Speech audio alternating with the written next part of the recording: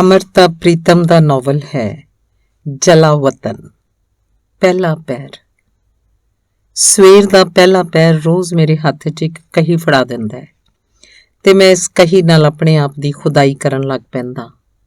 ਇਸ ਵੇਲੇ ਵੀ ਮੇਰੀ ਮਿੱਟੀ ਨਾਲ ਮੇਰੇ ਹੱਥ ਲਿਬੜੇ ਹੋਏ ਹਨ, ਰੋਜ਼ ਲਿਬੜ ਜਾਂਦੇ ਹਨ। ਲਿਬੜੇ ਹੱਥਾਂ ਨਾਲ ਲੋਕ ਇਸ ਧਰਤੀ ਵਿੱਚੋਂ ਹੋਈ ਬੀਤੀ ਸੱਭਿਅਤਾ ਦੇ ਨਿਸ਼ਾਨ ਲੱਭਦੇ ਹਨ। ਪੱਥਰ ਦੇ ਭਾਂਡੇ, ਚਾਂਦੀ ਦੇ ਸਿੱਕੇ, ਮਿੱਟੀ ਦੀਆਂ ਮੂਰਤਾਂ ਤੇ ਜਾਂ ਆਉਣ ਵਾਲੀ ਸੱਭਿਅਤਾ ਦੇ ਨਿਸ਼ਾਨ ਲੱਭਦੇ ਹਨ, ਯਾਨੀ ਸੋਨੇ ਦੀਆਂ ਕਾਨਾਂ ਜਾਂ ਤੇਲ ਦੇ ਸੋਮੇ।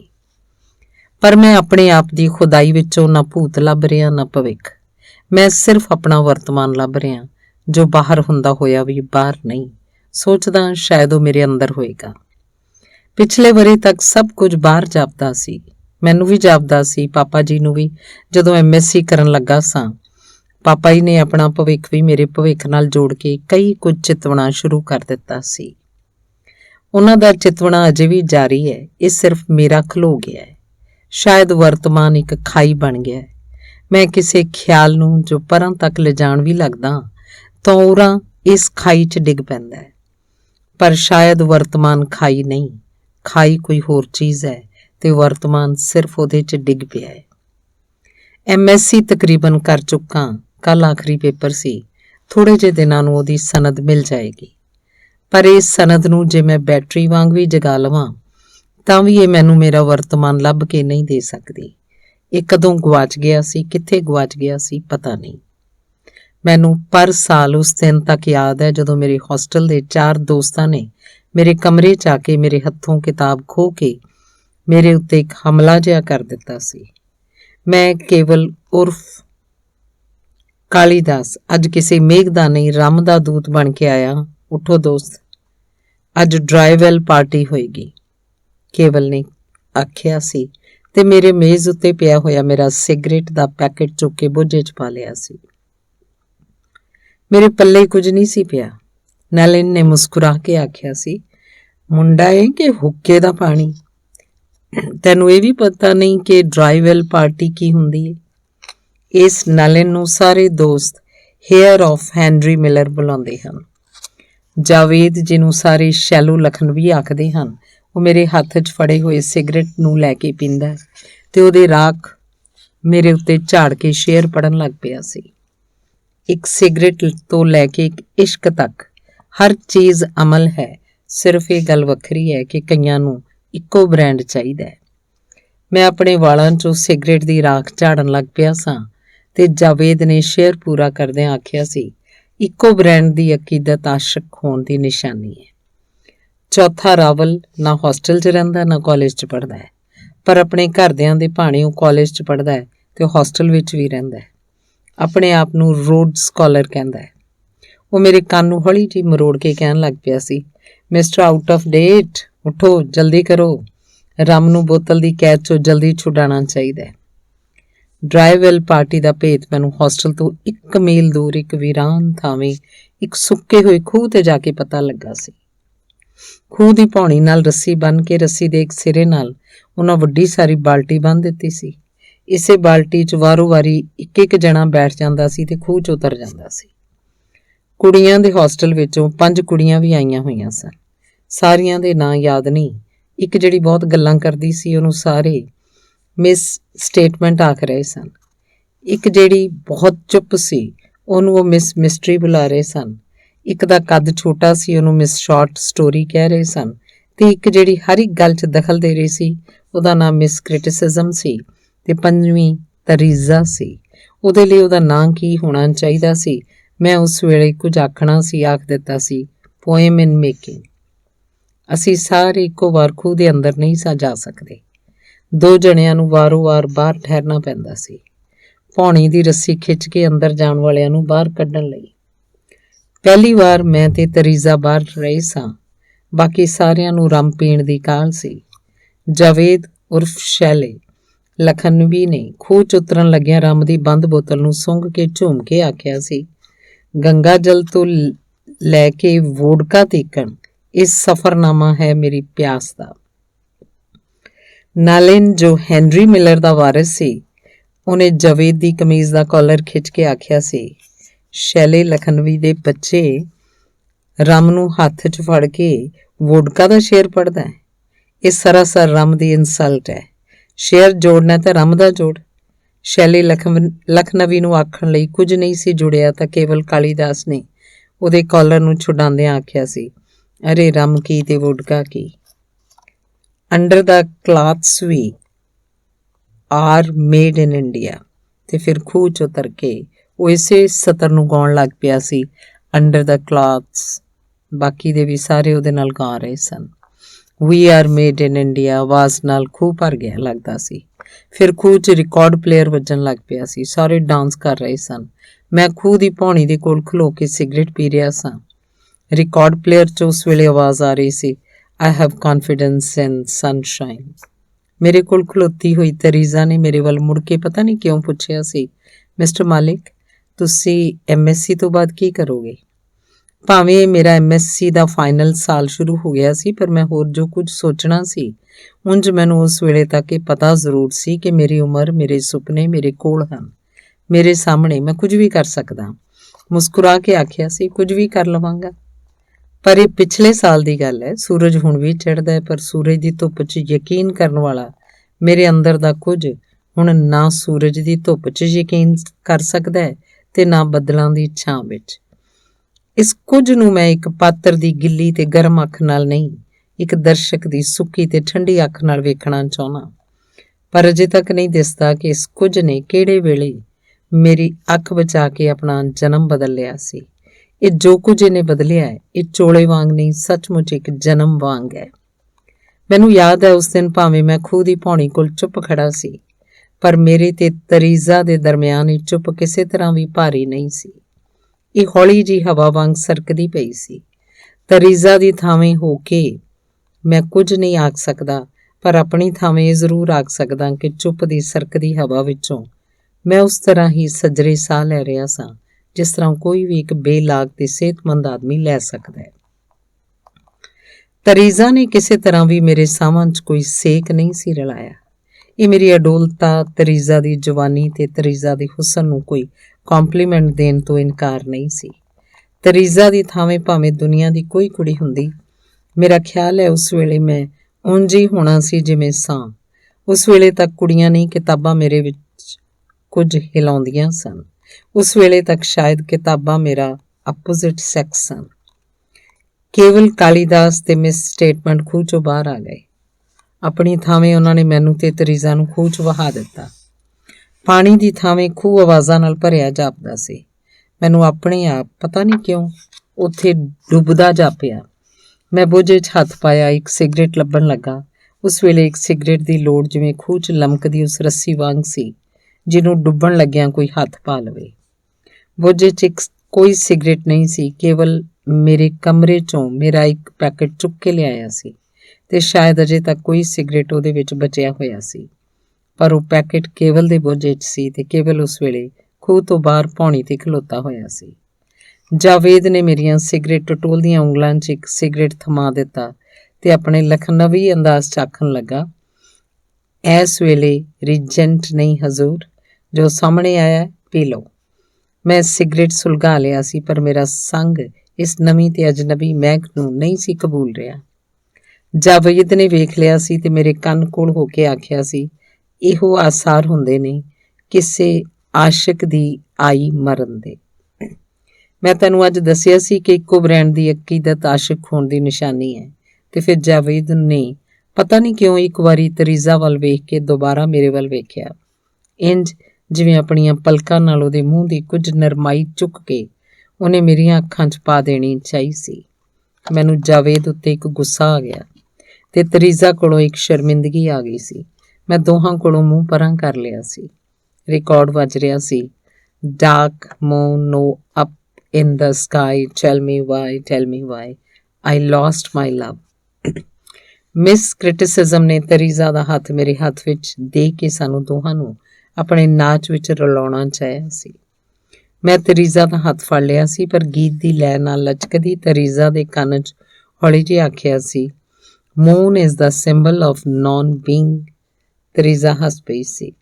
ਅੱਛਾ ਫਿਲੋਸਫਰ ਸਾਹਿਬ, ਤੇ ਮੈਂ ਜਾਵੇਦ ਦੇ ਪਾਏ ਹੋਏ ਖਾਮਖਾਹ ਦੇ ਝਾਕੇ ਨੂੰ ਲਾਉਣ ਵਾਸਤੇ ਤਰੀਜ਼ਾ ਦੇ ਸਿਰ ਉੱਤੇ ਇੱਕ ਹਲਕੀ ਜਿਹੀ ਚਪੇੜ ਮਾਰੀ ਸੀ। ਤੈਨੂੰ ਇਹ ਸਿੱਲੀ ਸੌਂਗ ਚੰਗੇ ਲੱਗਦੇ ਨੇ? ਤੂੰ ਅਜੇ ਬਿਲਕੁਲ ਨਿੱਕੀ ਜਿਹੀ ਬੱਚੀ ਹੈ। ਮੇਰੀ ਵਾਰੀ ਅਜੇ ਖੂਹ ਚੋਂ ਬਾਹਰ ਆਉਣ ਦੀ ਨਹੀਂ ਸੀ, ਪਰ ਰਾਮਦਾ ਤੇ ਜਾਵੇਦ ਦੇ ਦਿੱਤੇ ਹੋਏ ਸਿਗਰਟ ਦਾ ਜ਼ਾਇਕਾ ਮੇਰੇ ਸਾਹ ਨਾਲ ਰਲ ਕੇ ਮੇਰੀ ਛਾਤੀ 'ਚ ਨਹੀਂ ਸੀ ਉਤਰ ਰਿਹਾ। ਮੈਂ ਬਾਹਰ ਆ ਗਿਆ। ਤਰੀਜ਼ਾ ਨੇ ਵੀ ਬਾਹਰ ਆਉਣਾ ਚਾਹਿਆ। ਮੈਂ ਇਨਕਾਰ ਨਹੀਂ ਕੀਤਾ। ਬਾਹਰ ਖੂਹ ਦੀ ਮੌਣ ਉੱਤੇ ਖਲੋਤਾ ਹੋਇਆ ਕੇਵਲ ਮੇਰੀ ਪੈਕਟ ਦਾ ਆਖਰੀ ਸਿਗਰਟ ਪੀ ਰਿਹਾ ਸੀ। ਮੈਂ ਦੂਰ ਨੇੜੇ ਨਜ਼ਰ ਮਾਰੀ। ਸਿਗਰਟ ਦੀ ਕੋਈ ਦੁਕਾਨ ਨਜ਼ਰ ਨਹੀਂ ਸੀ ਆ ਰਹੀ।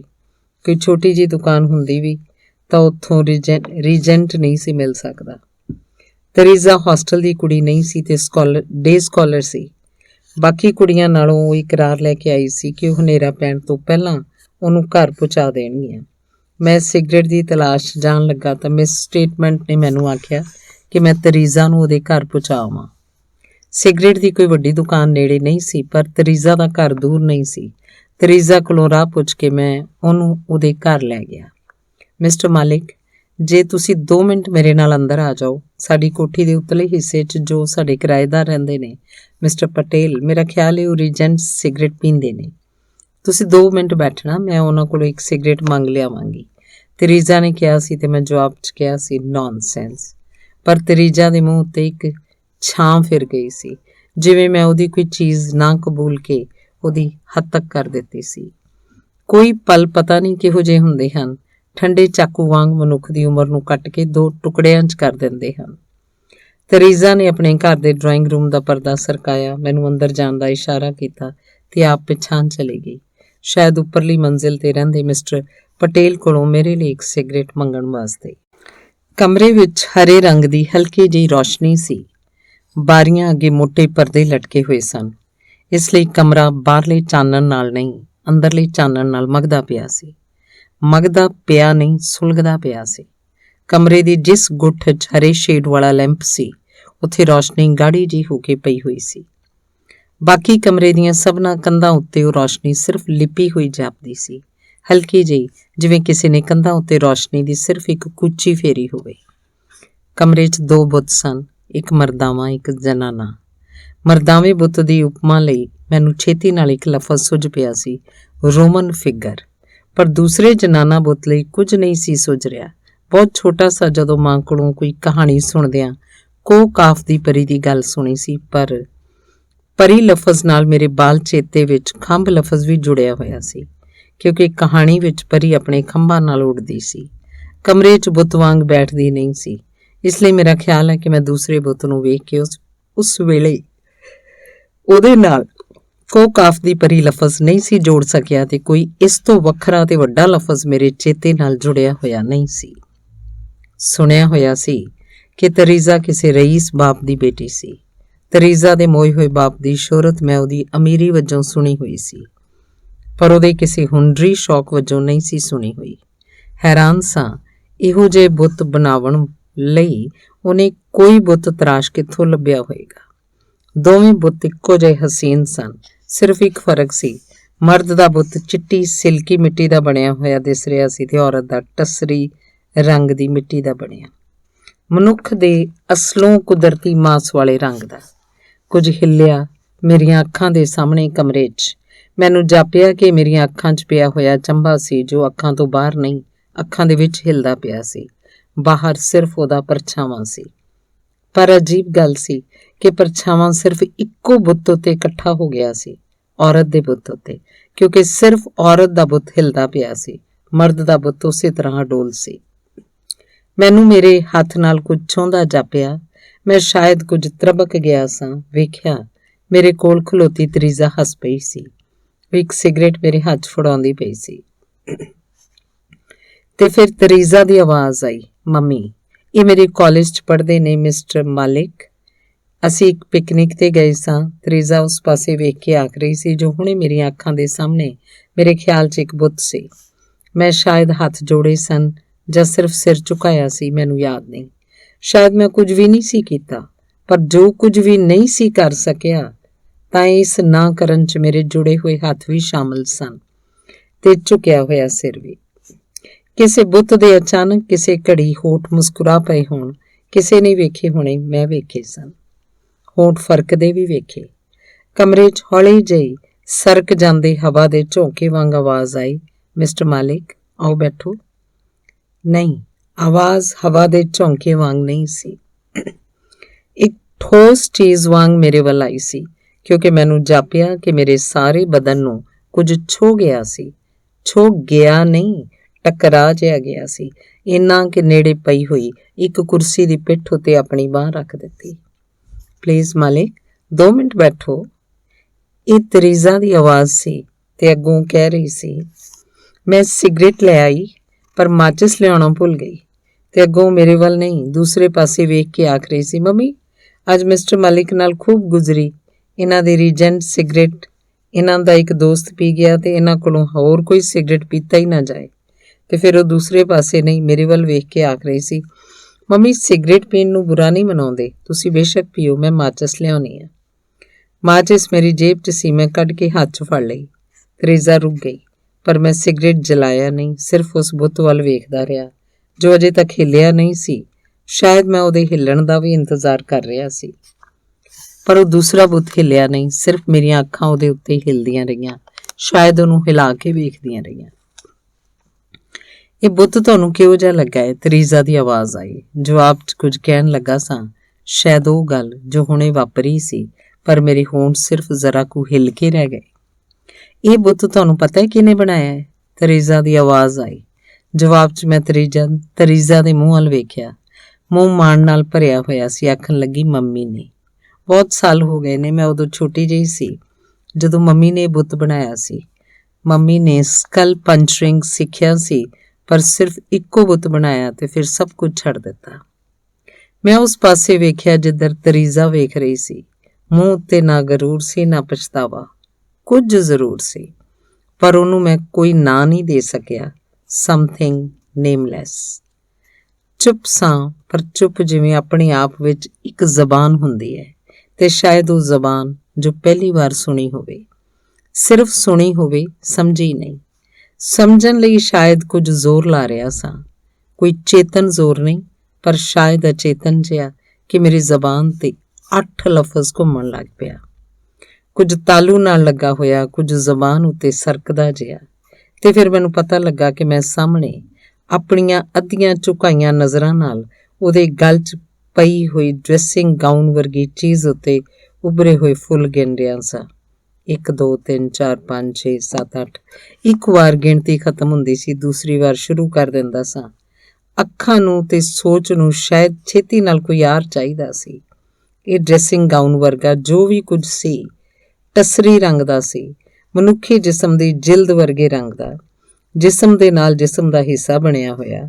ਇਸੇ ਨੂੰ ਮੈਂ ਥੋੜਾ ਚਿਰ ਪਹਿਲਾਂ ਉਸ ਮਿੱਟੀ ਦੇ ਰੰਗ 'ਚ ਕਲਪਿਆ ਸੀ ਜਿਹਦੇ ਨਾਲ ਮੈਨੂੰ ਇਹ ਬੁੱਤ ਘੜਿਆ ਜਾਪਿਆ ਸੀ, ਤੇ ਹੁਣ ਸ਼ਾਇਦ ਜਿਸਮਾਨੀ ਹਕੀਕਤ ਉੱਤੇ ਯਕੀਨ ਕਰਨ ਲਈ ਮੈਂ ਉਹਦੇ ਗਲ 'ਚ ਪਏ ਕੱਪੜੇ ਉਤਲੇ ਫੁੱਲ ਗਿਣ ਰਿਹਾ ਸੀ।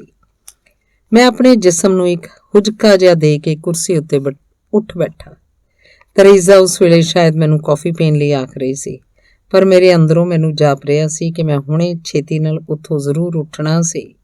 ਮੇਰੇ ਮੱਥੇ ਵਿੱਚੋਂ ਅਣਜਾਣੇ ਖੌਫ ਦੀ ਇੱਕ ਲੀਕ ਜਿਹੀ ਹਿੱਲ ਕੇ ਮੇਰੀਆਂ ਪੁੜਪੁੜੀਆਂ ਤੱਕ ਜਾਂਦੀ ਪਈ ਸੀ ਕਿ ਮੈਂ ਹੁਣੇ ਇੱਥੇ ਬੈਠਾ ਮਿੱਟੀ ਦੇ ਬੁੱਤ ਵਰਗਾ ਹੋ ਜਾਵਾਂਗਾ, ਤੇ ਇੱਕ ਬੁੱਤ ਦੇ ਮੂੰਹ ਉੱਤੇ ਖੁਣੀਆਂ ਅੱਖਾਂ ਵਾਂਗ ਮੇਰੀਆਂ ਅੱਖਾਂ ਵੀ ਖੁੱਲੀਆਂ ਰਹਿ ਜਾਣਗੀਆਂ, ਪਲਕਾਂ ਨਹੀਂ ਝਪਕ ਸਕਣਗੀਆਂ।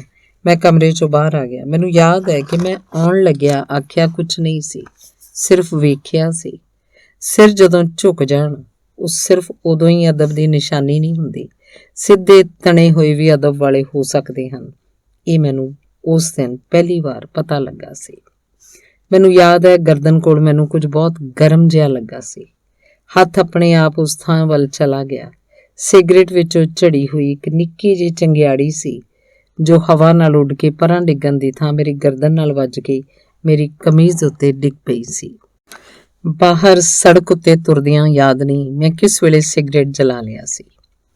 ਇਹ ਸਿਗਰਟ ਉਹੀ ਹੋਏਗਾ ਜੋ ਤਰੀਜ਼ਾ ਨੇ ਦਿੱਤਾ ਸੀ। ਮੈਨੂੰ ਸਿਰਫ ਉਸ ਵੇਲੇ ਪਤਾ ਲੱਗਾ ਸੀ ਜਿਸ ਵੇਲੇ ਮੈਂ ਕਮੀਜ਼ ਦੇ ਗਲਮੇ ਕੋਲੋਂ ਇੱਕ ਚੰਗਿਆੜੀ ਨੂੰ ਝਾੜਿਆ ਸੀ, ਤੇ ਉਸ ਵੇਲੇ ਮੈਨੂੰ ਜਾਪਿਆ ਕਿ ਮੈਂ ਆਪਣੇ ਜਿਸਮ ਦੇ ਨਾਲ ਨਹੀਂ ਸਾਂ ਤੁਰਦਾ ਪਿਆ, ਜਿਸਮ ਅੱਗੇ ਤੁਰਦਾ ਪਿਆ ਸੀ, ਮੈਂ ਉਹਦੇ ਪਿੱਛੇ ਪਿੱਛੇ ਆਪਣੇ ਆਪ ਨੂੰ ਜੋਰੀ ਤੁਰਾਂਦਾ ਪਿਆ ਸਾਂ। ਮੇਰੇ ਹੱਥਾਂ ਵਿੱਚ ਕੁਝ ਨਹੀਂ ਸੀ, ਪਰ ਇਸ ਕੁਝ ਨਹੀਂ ਦਾ ਜਿਵੇਂ ਇੱਕ ਵਜੂਦ ਸੀ ਤੇ ਮੈਂ ਅਡੋਲ ਜਿਹੀ ਉਹਨੂੰ ਚੁੱਕ ਕੇ ਆਪਣੇ ਨਾਲ ਲਾਇਆ ਹੋਇਆ ਸੀ। ਇਹ ਕੀ ਸੀ? ਪਤਾ ਨਹੀਂ। ਉਹਨੂੰ ਪੜ੍ਹਨਾ, ਸਮਝਣਾ ਤੇ ਸੋਚਣਾ ਚਾਹੁੰਦਾ ਤਾਂ ਵੀ ਨਹੀਂ ਸੀ ਕਰ ਸਕਦਾ। ਹੁਣ ਤੱਕ ਨਹੀਂ ਕਰ ਸਕਦਾ। ਇਹ ਕਿਸੇ ਉਸ ਪੁਰਾਣੇ ਦਸਤਾਵੇਜ਼ ਵਾਂਗ ਸੀ ਜਿਹਦੇ ਕੀਮਤੀ ਹੋਣ ਦਾ ਅਹਿਸਾਸ ਹੋਵੇ, ਪਰ ਜਿਸ ਨੂੰ ਪੜ੍ਹਿਆ ਜਾਂ ਪੜ੍ਹਵਾਇਆ ਨਾ ਜਾ ਸਕੇ। ਸਿਰਫ ਇਹ ਪਤਾ ਹੋਵੇ ਕਿ ਉਹਨੂੰ ਸਾਰੀ ਉਮਰ ਸੰਭਾਲ ਕੇ ਰੱਖਣਾ। ਇਹਦੇ ਵਜੂਦ ਦਾ ਮੇਰੇ ਕੋਲ ਸਬੂਤ ਕੋਈ ਨਹੀਂ ਸੀ, ਪਰ ਇੱਕ ਅਜਨਬੀ ਖੁਸ਼ਬੂ ਤੋਂ ਮੈਂ ਇਹਦੇ ਵਜੂਦ ਦਾ ਕਿਆਸ ਲਾਇਆ ਸੀ। ਮੈਂ ਆਪਣੇ ਜਿਸਮ ਦੀ ਹਲਕੀ ਤੋਂ ਹਲਕੀ ਗੰਧ ਤੋਂ ਵੀ ਵਾਕਫ ਹਾਂ।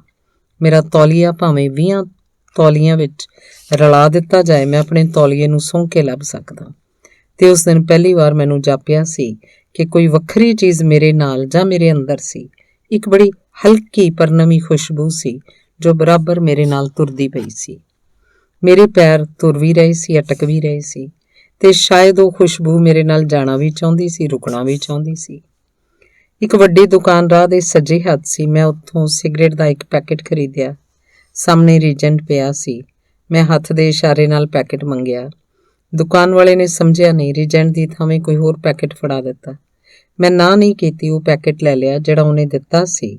ਸੜਕ ਉੱਤੇ ਆ ਕੇ ਇੱਕ ਸਿਗਰਟ ਜਲਾਇਆ। ਕੋਈ ਅੱਧਾ ਸਿਗਰਟ ਪੀ ਚੁੱਕਾ ਸੀ। ਕੰਨਾਂ 'ਚ ਜਾਵੇਦ ਦੀ ਸ਼ਾਮ ਨੂੰ ਆਖੀ ਹੋਈ ਉਹ ਗੱਲ ਕੁਸਕ ਪਈ। ਇੱਕ ਸਿਗਰਟ ਤੋਂ ਲੈ ਕੇ ਇੱਕ ਇਸ਼ਕ ਤੱਕ ਹਰ ਚੀਜ਼ ਅਮਲ ਹੈ। ਸਿਰਫ ਇਹ ਗੱਲ ਵੱਖਰੀ ਹੈ ਕਿ ਕਈਆਂ ਨੂੰ ਇੱਕੋ ਬ੍ਰਾਂਡ ਚਾਹੀਦਾ। ਉਸ ਵੇਲੇ ਮੈਨੂੰ ਜਾਪਿਆ ਕਿ ਮੇਰੇ ਅੰਦਰ ਕਿਤੇ ਕੋਈ ਖੌਫ ਵਰਗੀ ਚੀਜ਼ ਵੀ ਸੀ। ਮੈਂ ਅਚੇਤ ਜਿਹੇ ਸਿਗਰਟ ਦਾ ਬ੍ਰਾਂਡ ਬਦਲ ਲਿਆ ਸੀ, ਸ਼ਾਇਦ ਇਸ ਗੱਲ ਤੋਂ ਬਚਣ ਲਈ ਕਿ ਇੱਕੋ ਬ੍ਰਾਂਡ ਦੀ ਅਕੀਦਤ ਆਸ਼ਿਕ ਹੋਣ ਦੀ ਨਿਸ਼ਾਨੀ ਹੁੰਦੀ ਹੈ, ਤੇ ਮੈਂ ਛੇਤੀ ਨਾਲ ਨਿਸ਼ਾਨੀ ਮਿਟਾ ਦਿੱਤੀ ਸੀ। ਨਿਸ਼ਾਨੀ ਜੋ ਸਾਹਮਣੇ ਸੀ ਮਿਟਾ ਦਿੱਤੀ, ਪਰ ਮਨੁੱਖ ਦਾ ਸਿਰਫ ਸਾਹਮਣਾ ਪਾਸਾ ਨਹੀਂ ਹੁੰਦਾ, ਪਿੱਠ ਵਾਲਾ ਪਾਸਾ ਵੀ ਹੁੰਦਾ ਹੈ। ਅੱਖਾਂ ਆਪਣੀ ਪਿੱਠ ਉੱਤੇ ਨਹੀਂ ਪਹੁੰਚਦੀਆਂ ਤੇ ਖੌਰੇ ਉੱਤੇ ਕੋਈ ਨਿਸ਼ਾਨੀ ਉੱਭਰ ਆਈ ਸੀ। ਉੱਥੇ ਮੇਰੀ ਪਿੱਠ ਪਿੱਛੇ ਕੁਝ ਹਿਲਦਾ, ਰੀਂਗਦਾ ਤੇ ਸਿਮਦਾ ਜਾਪਦਾ ਸੀ। ਸਾਹਮਣਾ ਪਾਸਾ ਵੇਖ ਸਕਦਾ ਸਾਂ, ਟੋਹ ਸਕਦਾ ਸਾਂ, ਪੂੰਝ ਵੀ ਸਕਦਾ ਸਾਂ, ਪਰ ਉਹਦਾ ਕੁਝ ਨਹੀਂ ਸੀ ਕਰ ਸਕਦਾ ਜੋ ਮੇਰੀ ਪਿੱਠ ਪਿੱਛੇ ਸੀ। ਜੋ ਕੁਝ ਸੀ, ਜੋ ਇਹਦਾ ਨਾਂ, ਜੇ ਇਹਦਾ ਨਾਂ ਇਸ਼ਕ ਸੀ ਤਾਂ ਇਹਨੇ ਮੇਰੀ ਪਿੱਠ ਵੱਲੋਂ ਮੇਰੇ ਉੱਤੇ ਵਾਰ ਕਰਨ ਵਾਲੀ ਗੱਲ ਕੀਤੀ ਸੀ। ਨਹੀਂ, ਵਾਰ ਨਾਲ ਮੈਨੂੰ ਸ਼ਿਕਵਾ ਨਹੀਂ ਸੀ। ਸਿਰਫ ਇਹ ਸੋਚਦਾ ਸਾਂ ਕਿ ਜੇ ਕਦੇ ਮੇਰੀਆਂ ਅੱਖਾਂ ਮੇਰੀ ਪਿੱਠ ਉੱਤੇ ਹੁੰਦੀਆਂ, ਮੈਂ ਇਹ ਵਾਰ ਕਰਦੇ ਹੱਥਾਂ ਨੂੰ ਵੇਖ ਸਕਦਾ। ਅਜੀਬ ਹਾਲਤ ਸੀ। ਕਿਸੇ ਦੇ ਹੱਥਾਂ ਤੋਂ ਕੁਝ ਨਸੀਬ ਹੋਇਆ ਸੀ, ਪਰ ਹੱਥ ਵੇਖਣੇ ਨਸੀਬ ਨਹੀਂ ਸਨ ਹੋਏ। ਮਾਈ ਗॉड! ਫੇਰ ਮੈਂ ਜੋ ਕੁਝ ਵੇਖਿਆ ਸੀ ਅਜੀਬ ਸੀ। ਮੈਨੂੰ ਯਾਦ ਨਹੀਂ, ਪਰ ਮੈਂ ਕਮਰੇ 'ਚ ਆ ਕੇ ਜ਼ਰੂਰ ਸੌਂ ਗਿਆ ਹੋਵਾਂਗਾ। ਇਸੇ ਤਰ੍ਹਾਂ ਬਾਰੀ ਦੇ ਕੋਲ ਕੁਰਸੀ ਉੱਤੇ ਬੈਠਾ ਹੋਇਆ ਉਂਘਲਾ ਗਿਆ ਹੋਵਾਂਗਾ, ਤੇ ਜੋ ਕੁਝ ਵੇਖਿਆ ਸੀ ਜ਼ਰੂਰ ਸੁਪਨਾ ਹੋਏਗਾ। ਮੇਰੀਆਂ ਅੱਖਾਂ ਮੇਰੀ ਪਿੱਠ ਉੱਤੇ ਲੱਗੀਆਂ ਹੋਈਆਂ ਸਨ। ਪਿੱਠ ਗਿੱਲੀ ਸੀ, ਸਿਰਫ ਗਿੱਲੀ ਨਹੀਂ, ਬਹੁਤ ਪੋਲੀ ਵੀ, ਤੇ ਵੇਖ ਸਕਦਾ ਸਾਂ ਕਿ ਦੋ ਹੱਥ ਮਲਕੜੇ ਜਿਹੇ ਮੇਰੀ ਪਿੱਠ ਉੱਤੇ ਫਿਰਦੇ ਪਏ ਸਨ, ਇੱਕ ਅੰਦਾਜ਼ ਵਿੱਚ, ਇੱਕ ਜਾਚ ਵਿੱਚ, ਤੇ ਉਹ ਮੇਰੀ ਪਿੱਠ ਨੂੰ ਘੜਦੇ ਪਏ ਸਨ, ਇੱਕ ਗੁਲਾਈ ਦਿੰਦੇ ਪਏ ਸਨ। ਹੱਥਾਂ ਦੇ ਸੱਜੇ ਪਾਸੇ ਜ਼ਮੀਨ ਉੱਤੇ ਬਹੁਤ ਸਾਰੀ ਚੀਕਣੀ ਮਿੱਟੀ ਪਈ ਹੋਈ ਸੀ। ਹੱਥ ਮਿੱਟੀ ਵਿੱਚੋਂ ਇੱਕ ਲੱਪ ਭਰਦੇ ਸਨ। ਮੇਰੀ ਪਿੱਠ ਉੱਤੇ ਜਿੱਥੇ ਕੋਈ ਥਾਂ ਨੀਵੀਂ ਉੱਚੀ ਸੀ, ਉੱਥੇ ਮਿੱਟੀ ਦੀ ਨਵੀਂ ਤਹਿ ਲਾਉਂਦੇ ਪਏ ਸਨ। ਮੈਂ ਇੱਕ ਬੁੱਤ ਵਾਂਗ ਘੜਿਆ ਜਾ ਰਿਹਾ ਸਾਂ, ਉਸਰ ਰਿਹਾ ਸਾਂ, ਸੌਰ ਰਿਹਾ ਸਾਂ, ਪਰ ਆਪਣੀ ਥਾਂ ਤੋਂ ਹਿੱਲ ਨਹੀਂ ਸੀ ਸਕਦਾ। ਪਿੱਠ ਉੱਤੇ ਮੇਰੇ ਹੋਂਠ ਕੋਈ ਨਹੀਂ ਸਨ, ਬੋਲ ਨਹੀਂ ਸਾਂ ਸਕਦਾ, ਸਿਰਫ ਅੱਖਾਂ ਸਨ, ਵੇਖ ਸਕਦਾ ਸਾਂ। ਵਾਟ ਅ ਡ੍ਰੀਮ! ਸੁਪਨੇ 'ਚ ਮੈਨੂੰ ਅੱਖਾਂ ਮਿਲ ਗਈਆਂ ਸਨ, ਪਰ ਹੋਂਠ ਨਹੀਂ ਸਨ ਮਿਲੇ। ਫਿਰ ਜਾਗ ਰਿਹਾ ਸਾਂ, ਵੇਖ ਸਕਦਾ ਸਾਂ, ਮੇਰੇ ਹੋਂਠ ਸਾਬਤ ਸਨ, ਪਰ ਸੋਚ ਸਕਦਾ ਸਾਂ, ਸਮਝ ਸਕਦਾ ਸਾਂ ਕਿ ਹੋਂਠ ਸਾਰੀ ਉਮਰ ਲਈ ਗੂੰਗੇ ਹੋ ਗਏ ਸਨ। ਇਸ ਬੀਤੇ ਵਰੇ ਵਿੱਚ ਤਰੀਜ਼ਾ ਕਈ ਵਾਰ ਮਿਲੀ ਸੀ। ਅਚਾਨਕ ਕਿਤੇ ਸਾਹਮਣੇ ਆ ਗਈ। ਨਹੀਂ, ਉਚੇਚਾ ਮੇਰੇ ਕਮਰੇ 'ਚ ਆ ਕੇ। ਸ਼ਾਇਦ ਉਹਨੂੰ ਮੇਰੇ ਵਿੱਚ ਕੋਈ ਪ੍ਰਤੱਖ ਦਿਸਦਾ ਫਰਕ ਜਾਪਿਆ ਸੀ। ਕੁਝ ਵਾਰਾਂ ਉਹਨੇ ਮੈਨੂੰ ਕੁਝ ਪੁੱਛਣ ਲਈ ਜ਼ੋਰ ਜਿਹਾ ਲਾਇਆ ਸੀ, ਪਰ ਫਿਰ ਉਹਨੇ ਸ਼ਾਇਦ ਮੇਰੇ ਗੂੰਗੇਪਣ ਨੂੰ ਕਬੂਲ ਲਿਆ ਸੀ, ਕੁਝ ਵੀ ਪੁੱਛਣਾ ਛੱਡ ਦਿੱਤਾ ਸੀ। ਤੂੰ ਨਹੀਂ ਸਮਝ ਸਕਦੀ, ਤੂੰ ਅਜੇ ਬੱਚੀ ਹੈ। ਜਿਸ ਦਿਨ ਮੈਂ ਉਹਨੂੰ ਇਹ ਕਿਹਾ ਸੀ, ਉਸੇ ਦਿਨ ਤੋਂ ਉਹਨੇ ਮੈਨੂੰ ਕੁਝ ਪੁੱਛਣਾ ਛੱਡ ਦਿੱਤਾ ਸੀ। ਮੈਂ ਬੱਚੀ ਨਹੀਂ, ਸਿਰਫ ਉਹਨੇ ਇੱਕ ਵਾਰੇ ਜਵਾਬ ਦਿੱਤਾ ਸੀ, ਸਿੱਧਾ ਮੇਰੀਆਂ ਅੱਖਾਂ 'ਚ ਵੇਖ ਕੇ ਫਿਰ ਚੁੱਪ ਕਰ ਗਈ ਸੀ। ਤੂੰ ਸ਼ਾਇਦ ਬੱਚੀ ਨਹੀਂ, ਪਰ ਮੈਂ ਸ਼ਾਇਦ ਬਹੁਤ ਵੱਡਾ ਹੋ ਗਿਆ। ਮੈਂ ਆਖਿਆ ਸੀ ਤਾਂ ਆਖਣ ਲੱਗਿਆ, ਤਰੀਜ਼ਾ ਦੀਆਂ ਅੱਖਾਂ 'ਚ ਵੇਖਿਆ ਨਹੀਂ ਸੀ, ਜਿਵੇਂ ਅਚਾਨਕ ਇੰਜ ਵੱਡੇ ਹੋ ਜਾਣਾ ਇੱਕ ਭੇਤ ਸੀ ਜਿਹਨੂੰ ਤਰੀਜ਼ਾ ਕੋਲੋਂ ਛੁਪਾਉਣ ਦੀ ਲੋੜ ਸੀ।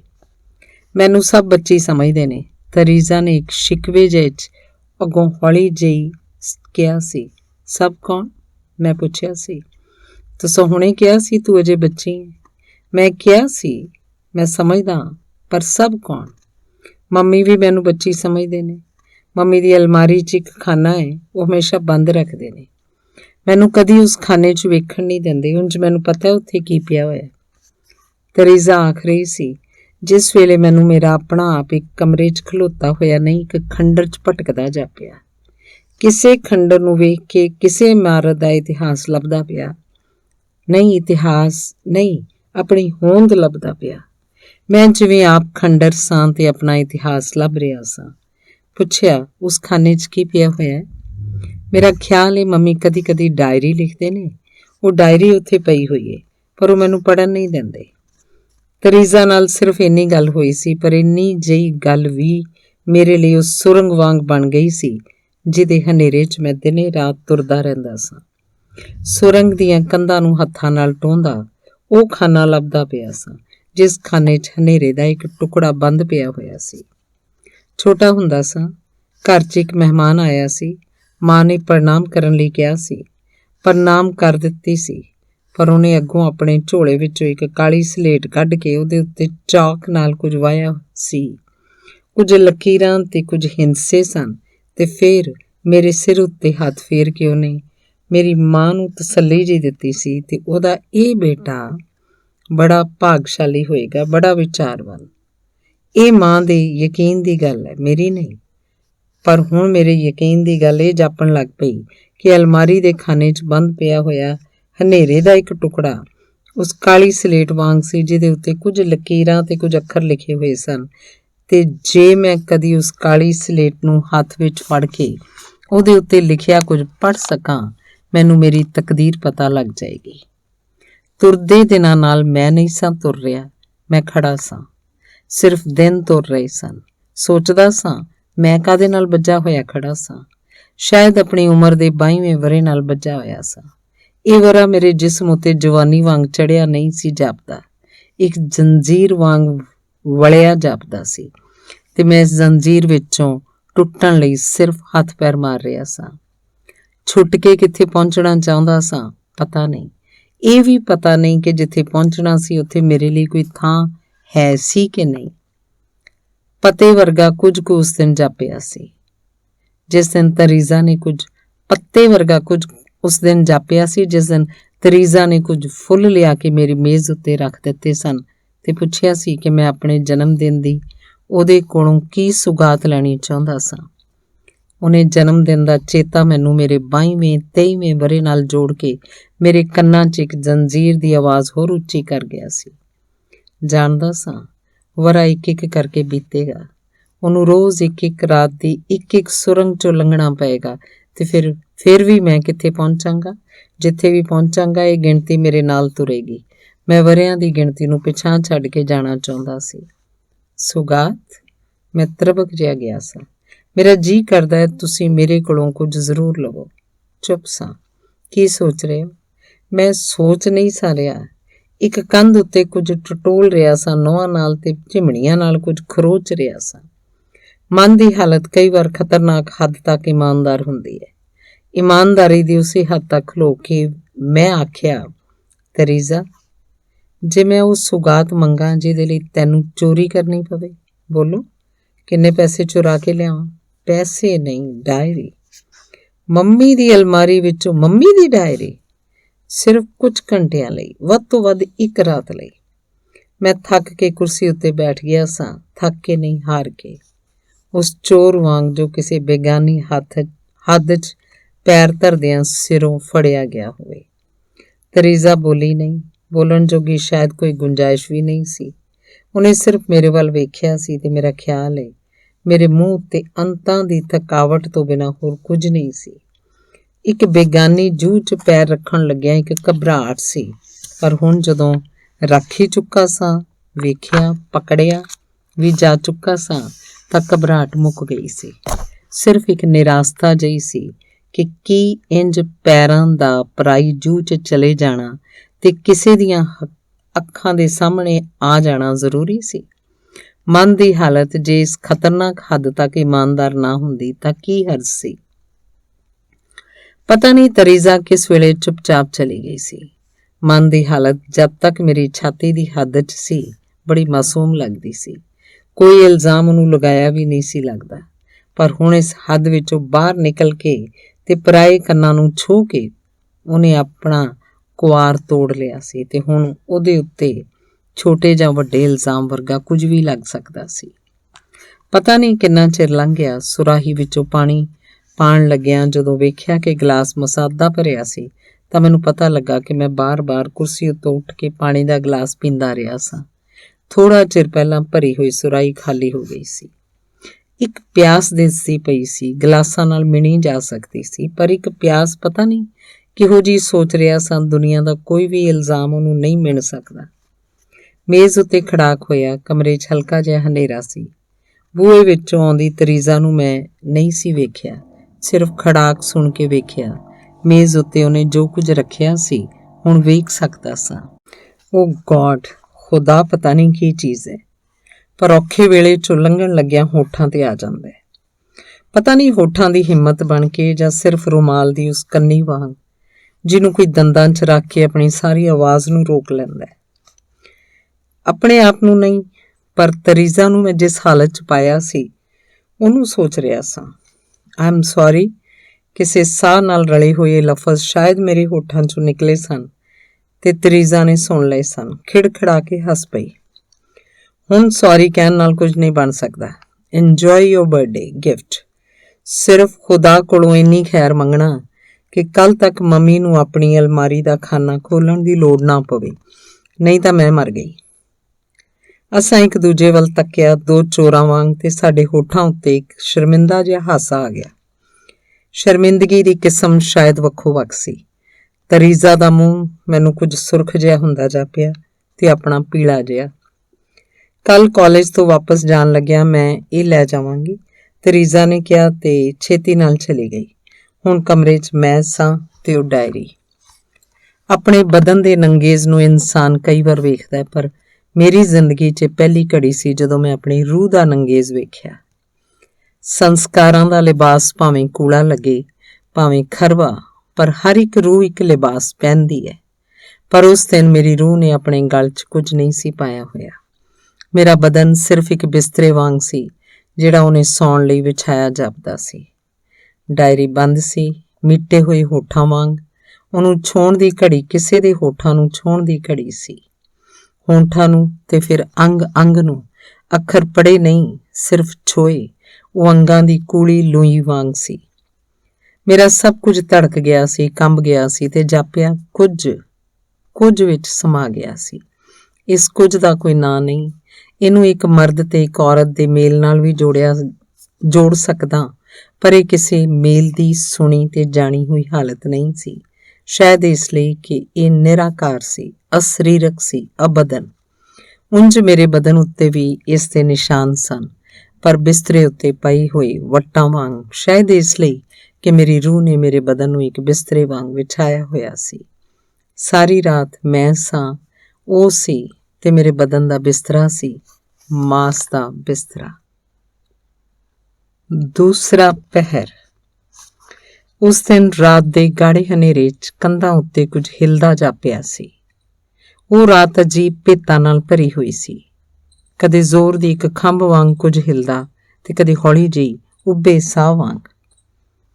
ਅੱਖਾਂ ਖੋਲ੍ਹਣ ਤੇ ਮੀਟਣ ਨਾਲ ਕੁਝ ਫਰਕ ਨਹੀਂ ਸੀ ਪੈ ਰਿਹਾ।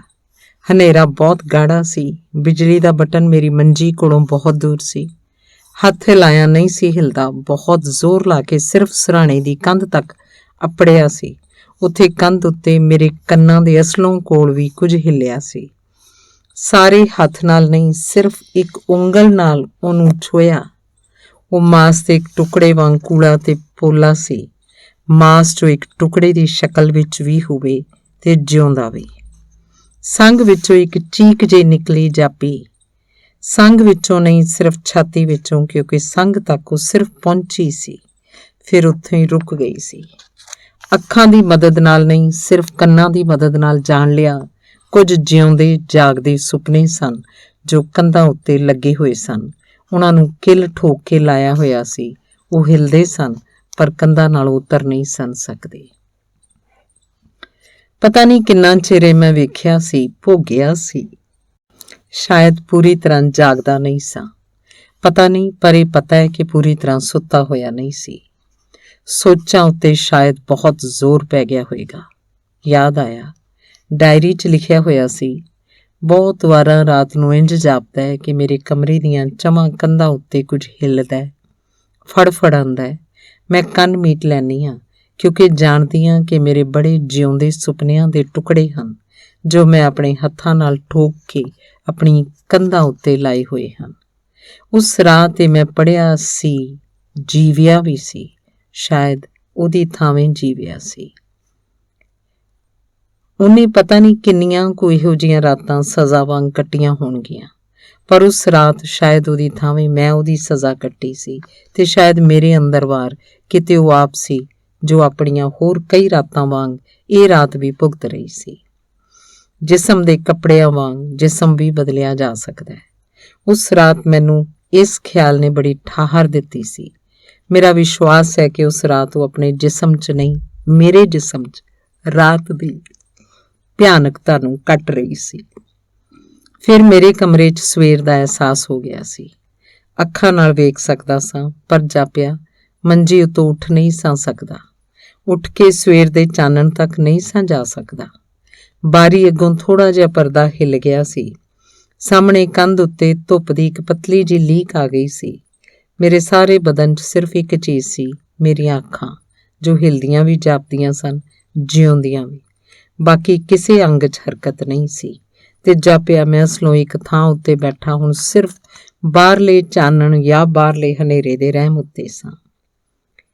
ਜਾਨ ਵਰਗੀ ਚੀਜ਼ ਪਤਾ ਨਹੀਂ ਕਿੱਥੇ ਸੀ। ਮੈਂ ਇੱਕ ਬੁੱਤ ਵਾਂਗ ਸਾਂ, ਮੇਰੇ 'ਚ ਪੈਂਦੀ ਨਹੀਂ ਸੀ। ਮਾਈ ਗॉड, ਇਹ ਕਿਹੋ ਜਿਹੀ ਟਰਾਂਸਮਾਈਗ੍ਰੇਸ਼ਨ ਸੀ। ਮੈਂ ਆਪਣੇ ਜਿਸਮ 'ਚੋਂ ਨਿਕਲ ਕੇ ਮਿੱਟੀ ਦੇ ਉਸ ਬੁੱਤ 'ਚ ਦਾਖਲ ਹੋ ਗਿਆ ਸੀ ਜੋ ਕਦੀ ਉਹਨੇ ਘੜਿਆ ਸੀ, ਜਿਹਨੂੰ ਉਹ ਰੋਜ਼ ਵੇਖਦੀ ਸੀ। ਸੋਚਦੀ ਸੀ ਕਿ ਇਸ ਮੇਰੇ ਤਸੱਵਰ ਦੇ ਬੁੱਤ 'ਚ ਹਕੀਕਤ ਦੀ ਜਾਨ ਕਿਉਂ ਨਹੀਂ ਪੈਂਦੀ। ਇਹੋ ਹਰਫ ਸਗਵੇਂ ਦੇ ਸਗਵੇਂ ਉਹਨੇ ਆਪਣੀ ਡਾਇਰੀ 'ਚ ਲਿਖੇ ਹੋਏ ਸਨ। ਡਾਇਰੀ ਦੇ ਅੰਦਰਲੇ ਪਰ ਪਹਿਲੇ ਸਫ਼ੇ ਉੱਤੇ ਸਿਰਫ 2 ਹਰਫ ਲਿਖੇ ਹੋਏ ਸਨ, ਗ੍ਰੇਪਸ ਆਫ ਮੈਡਨੈਸ। ਇਹ ਜਿਵੇਂ ਡਾਇਰੀ ਦਾ ਨਾਂ ਸੀ। ਦੀਵਾਨਗੀ ਦੇ ਅੰਗੂਰ ਉਹਦੇ ਮੱਥੇ ਵਿੱਚ ਪਤਾ ਨਹੀਂ ਕਦੋਂ ਬੀਜੇ ਗਏ ਸਨ। ਜ਼ਿੰਦਗੀ ਦੇ ਕਿਹੜੇ ਹਾਦਸੇ ਸਨ ਜਿਨ੍ਹਾਂ ਨੇ ਬੀਜ ਪਾਏ ਸਨ, ਕੁਝ ਪਤਾ ਨਹੀਂ ਸੀ ਲੱਗ ਰਿਹਾ। ਮੈਂ ਸਿਰਫ ਇਹ ਚੱਖ ਕੇ ਵੇਖੇ ਸਨ ਤੇ ਜਾਪ ਰਿਹਾ ਸੀ ਕਿ ਇਹਨਾਂ ਵਿੱਚੋਂ ਸਿਮਿਆ ਰਸ ਮੇਰੇ ਸੰਗ ਵਿੱਚੋਂ ਇੱਕ ਬੂੰਦ ਕਰਕੇ ਮੇਰੀ ਛਾਤੀ 'ਚ ਉਤਰਦਾ ਪਿਆ ਸੀ। ਡਾਇਰੀ ਦੇ ਵਰਕੇ ਸਿਆਹੀ 'ਚ ਭਿੱਜ ਕੇ ਸੁੱਕ ਚੁੱਕੇ ਸਨ, ਪਰ ਜਿਉਂ-ਜਿਉਂ ਪੜ੍ਹ ਰਿਹਾ ਸਾਂ, ਜਾਪ ਰਿਹਾ ਸੀ, ਸਿਆਹੀ ਅੱਖਰਾਂ ਵਿੱਚੋਂ ਨਿਕਲ ਕੇ ਆਪਣੀ ਮੁੱਢਲੀ ਗਿੱਲੀ ਸ਼ਕਲ 'ਚ ਮੇਰੀਆਂ ਅੱਖਾਂ ਦੇ ਸਾਹਮਣੇ ਫੈਲ ਰਹੀ ਸੀ। ਅੱਖਰ ਕਦੀ ਦਿਸਦੇ ਸਨ, ਕਦੀ ਬਿਲਕੁਲ ਨਹੀਂ, ਤੇ ਡਾਇਰੀ ਵਿੱਚੋਂ ਨਿਕਲ ਕੇ ਜੋ ਕੁਝ ਮੇਰੇ ਤੱਕ ਪਹੁੰਚਦਾ ਪਿਆ ਸੀ ਉਹ ਇੱਕ ਹਵਾੜ ਸੀ। ਇਹ ਸ਼ਾਇਦ ਮਨੁੱਖ ਦੀ ਰੂਹ ਨੂੰ ਆਉਂਦੇ ਮੁੜਕੇ ਦੀ ਹਵਾੜ ਸੀ। ਮੇਰਾ ਜਿਸਮ ਇੱਕ ਲਹੂ ਮਾਸ ਦੇ ਗਮਲੇ ਵਾਂਗ ਹੈ। ਸੋਚਾਂ ਕਦੇ ਫੁੱਲਾਂ ਵਾਂਗ ਖਿੜਦੀਆਂ ਜਾਪਦੀਆਂ ਹਨ, ਕਦੇ ਮੁਰਝਾਉਂਦੀਆਂ। ਦੁਨੀਆ ਦੀ ਹਰ ਚੰਗੀ ਕਿਤਾਬ ਨੂੰ ਘਬਰਾ ਕੇ ਮੈਂ ਪੜ੍ਹਦੀ ਹਾਂ। ਮੇਰੀਆਂ ਅੱਖਾਂ ਹਰ ਇੱਕ ਵਰਕੇ ਵੱਲ ਇੰਝ ਜਾਂਦੀਆਂ ਹਨ ਜਿਵੇਂ ਇੱਕ ਬਹੁਤ ਜ਼ਖਮੀ ਮਰੀਜ਼ ਇੱਕ ਐਮਰਜੈਂਸੀ ਵਾਰਡ ਵੱਲ ਜਾਂਦਾ ਹੈ। ਲਿਬਾਸ ਇੱਕ ਅਜੀਬ ਚੀਜ਼ ਹੈ। ਜਦੋਂ ਜਿਸਮ ਉੱਤੇ ਪੈਂਦਾ ਹੈ ਸੱਭਿਅਤਾ ਬਣ ਜਾਂਦਾ ਹੈ, ਪਰ ਜਦੋਂ ਰੂਹ ਉੱਤੇ ਪੈਂਦਾ ਤਾਂ ਨਿਰੀ ਵਲਗੈਰਿਟੀ ਹੁੰਦਾ ਹੈ। ਸਾਰੇ ਰੰਗ ਮੇਰੇ ਅੰਦਰ ਹਨ, ਪਰ ਕੂਲੇ ਤੋਂ ਪਿੰਗਲੇ ਹੋਏ ਨਹੀਂ, ਕੂਲੇ ਤੇ ਪਿਘਲੇ ਹੋਏ ਨਹੀਂ, ਜੋ ਸਹਿਜ ਸੁਭਾਅ ਇੱਕ ਦੂਜੇ 'ਚ ਰਲ ਜਾਣ। ਇਹ ਪੀਡੇ ਪੱਥਰ ਵੱਟਿਆਂ ਦੀ ਸ਼ਕਲ 'ਚ ਹਨ। ਇਹ ਹਰ ਵੇਲੇ ਇੱਕ ਦੂਜੇ ਨਾਲ ਟਕਰਾਉਂਦੇ ਹਨ, ਇੱਕ ਦੂਜੇ ਨੂੰ ਜ਼ਖਮੀ ਕਰਦੇ ਹਨ, ਤੇ ਮੈਂ ਇਹਨਾਂ ਦੇ ਲਹੂ 'ਚ ਭਿੱਜੀ ਰਹਿੰਦੀ ਹਾਂ। ਅਜੀਬ ਗੱਲ ਹੈ ਕਿ ਸੂਰਜ ਨੂੰ ਸਾਰੇ ਖੂਨ ਮਾਫ਼ ਹਨ, ਉਹ ਹਰ ਰੋਜ਼ ਦੁਨੀਆ ਦੇ ਹਰ ਇਨਸਾਨ ਦਾ ਇੱਕ ਦਿਨ ਕਤਲ ਕਰਦਾ ਹੈ। ਰੋਜ਼ ਮਨੁੱਖ ਦੀ ਉਮਰ ਇੱਕ ਦਿਨ ਛੋਟੀ ਹੋ ਜਾਂਦੀ ਹੈ। ਉਮਰ ਦਾ ਇੱਕ ਟੁਕੜਾ ਰੋਜ਼ ਜ਼ਿਬਾ ਹੋ ਜਾਂਦਾ ਹੈ। ਮੈਨੂੰ ਯਾਦ ਹੈ ਡਾਇਰੀ ਮੇਰੇ ਹੱਥੋਂ ਛੁਟਕ ਗਈ ਸੀ। ਸ਼ਾਇਦ ਡਾਇਰੀ ਨਹੀਂ, ਮੇਰਾ ਆਪਣਾ ਆਪ ਮੇਰੇ ਹੱਥੋਂ ਛੁਟਕ ਗਿਆ ਸੀ। ਉਂਝ ਮੈਂ ਕਾਤਿਲ ਲੱਭ ਲਿਆ ਸੀ।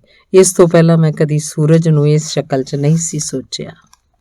ਉਸ ਦਿਨ ਜਦੋਂ ਸੂਰਜ ਢਲਿਆ ਸੀ ਤੇ ਉਸ ਤੋਂ ਬਾਅਦ ਹਰ ਦਿਨ ਜਦੋਂ ਸੂਰਜ ਢਲਦਾ ਜਾਪਦਾ ਹੈ ਉਹਦੀ ਲਾਲੀ 'ਚੋਂ ਖੂਨ ਵੀ ਹੁੰਦਾ ਜੋ ਉਹਦੇ ਉਸ ਦਿਨ ਦੇ ਕਤਲ ਉੱਤੇ ਪਿੰਡੇ ਵਿੱਚੋਂ ਵਗਿਆ ਹੁੰਦਾ ਹੈ। ਉਹ ਵੀ ਸ਼ਾਇਦ ਰੋਜ਼ ਇੰਝ ਸੋਚਦੀ ਹੋਏਗੀ। ਸਿਰਫ ਉਸ ਦਿਨ ਇੱਕ ਗੱਲ ਬੜੀ ਅਜੀਬ ਜਾਪੀ ਸੀ। ਹੁਣ ਅਜੀਬ ਨਹੀਂ ਜਾਪਦੀ, ਸੁਭਾਵਕ ਹੋ ਗਈ ਲੱਗਦੀ ਹੈ। ਸ਼ਾਇਦ ਇੱਕ ਵਰ੍ਹੇ 'ਚ ਉਹਦੀ ਆਦਤ ਪੈ ਗਈ ਹੈ ਇਸ ਲਈ ਕਿ ਉਸ ਰਾਤ ਮੈਨੂੰ ਆਪਣੇ ਬਦਨ ਉੱਤੇ ਖੂਨ ਦੀਆਂ ਕੁਝ ਛਿੱਟਾਂ ਪਈਆਂ ਜਾਪੀਆਂ ਸਨ, ਇੰਝ ਜਿਵੇਂ ਉਹ ਸੂਰਜ ਦੇ ਹੱਥਾਂ ਵਿੱਚੋਂ ਡਿੱਗ ਕੇ ਮੇਰੇ ਤੇ ਪੈ ਗਈਆਂ ਹੋਣ। ਖੂਨ ਦੀਆਂ ਇਹ ਛਿੱਟਾਂ ਰਾਤ ਨੂੰ ਮੇਰੇ ਪਿੰਡੇ 'ਚ ਇੱਕ ਅੱਗ ਬਾਲ ਦਿੰਦੀਆਂ ਹਨ। ਮੈਂ ਇੱਕ ਥੀਸਿਸ ਲਿਖਣਾ ਚਾਹੁੰਦਾ। ਸੂਰਜ ਸੈਡਿਸਟਿਕ ਹੈ। ਇਹ ਠੀਕ ਹੈ ਕਿ ਉਹ ਚੀਜ਼ਾਂ ਨੂੰ ਜਨਮ ਦਿੰਦਾ ਹੈ। ਉਹਦੀ ਤਪਸ਼ ਬਿਨਾਂ ਘਾਹ ਦਾ ਇੱਕ ਤਿਣਕਾ ਵੀ ਨਹੀਂ ਉੱਗਦਾ, ਪਰ ਇਹ ਹਰ ਚੀਜ਼ ਨੂੰ ਸਿਰਫ ਇਸ ਲਈ ਪੈਦਾ ਹੋਣ 'ਚ ਮਦਦ ਦਿੰਦਾ ਹੈ ਤਾਂ ਕਿ ਉਸ ਚੀਜ਼ ਨੂੰ ਫਿਰ ਹੌਲੀ-ਹੌਲੀ ਗਲਦਿਆਂ ਤੇ ਸੜਦਿਆਂ ਵੇਖ ਸਕੇ। ਡਾਇਰੀ ਨੂੰ ਮੈਂ ਬਹੁਤ ਵਾਰ ਹੱਥ 'ਚ ਫੜਿਆ ਸੀ, ਬਹੁਤ ਵਾਰ ਹੱਥ 'ਚੋਂ ਛੱਡਿਆ ਸੀ। ਕੁਝ ਸੀ ਜੋ ਫੜ ਕੇ ਵੀ ਫੜਿਆ ਨਹੀਂ ਸੀ ਜਾ ਰਿਹਾ, ਕੁਝ ਸੀ ਜੋ ਛੱਡ ਕੇ ਵੀ ਛੱਡਿਆ ਨਹੀਂ ਸੀ ਜਾ ਰਿਹਾ। ਇੱਕ ਸਫ਼ੇ ਉੱਤੇ ਲਿਖਿਆ ਸੀ, ਲਾਈਨਾਂ ਕਿਸੇ ਕਹਾਣੀ ਦੀਆਂ ਹਨ, ਉਹਦੇ ਕਿਸੇ ਪਾਤਰ ਬਾਰੇ, ਪਰ ਇਹ ਮੇਰੇ ਬਾਰੇ ਵੀ ਹਨ। ਉਹ ਪੀੜ ਨੂੰ ਕੰਜੂਸੀ ਨਾਲ ਝੱਲਦੀ ਹੈ। ਸ਼ਾਇਦ ਉਹ ਨਹੀਂ ਚਾਹੁੰਦੀ ਕਿ ਉਹਦੀ ਇਹ ਇੱਕ ਸਾਹੀ ਪੀੜ ਕਦੇ ਮੁੱਕ ਜਾਏ। ਨਾਲ ਦੇ ਸਫ਼ੇ ਤੇ ਲਿਖਿਆ ਹੋਇਆ ਸੀ, ਸਭ ਕੁਝ ਹਕੀਕਤ ਦੇ ਹਵਾਲੇ ਕਰ ਦਿੱਤਾ ਹੈ, ਪਰ ਫਿਰ ਵੀ ਇੱਕ ਟੁਕੜਾ ਬਾਕੀ ਹੈ ਜੋ ਕਿਸੇ ਦੇ ਹਵਾਲੇ ਨਹੀਂ ਹੁੰਦਾ।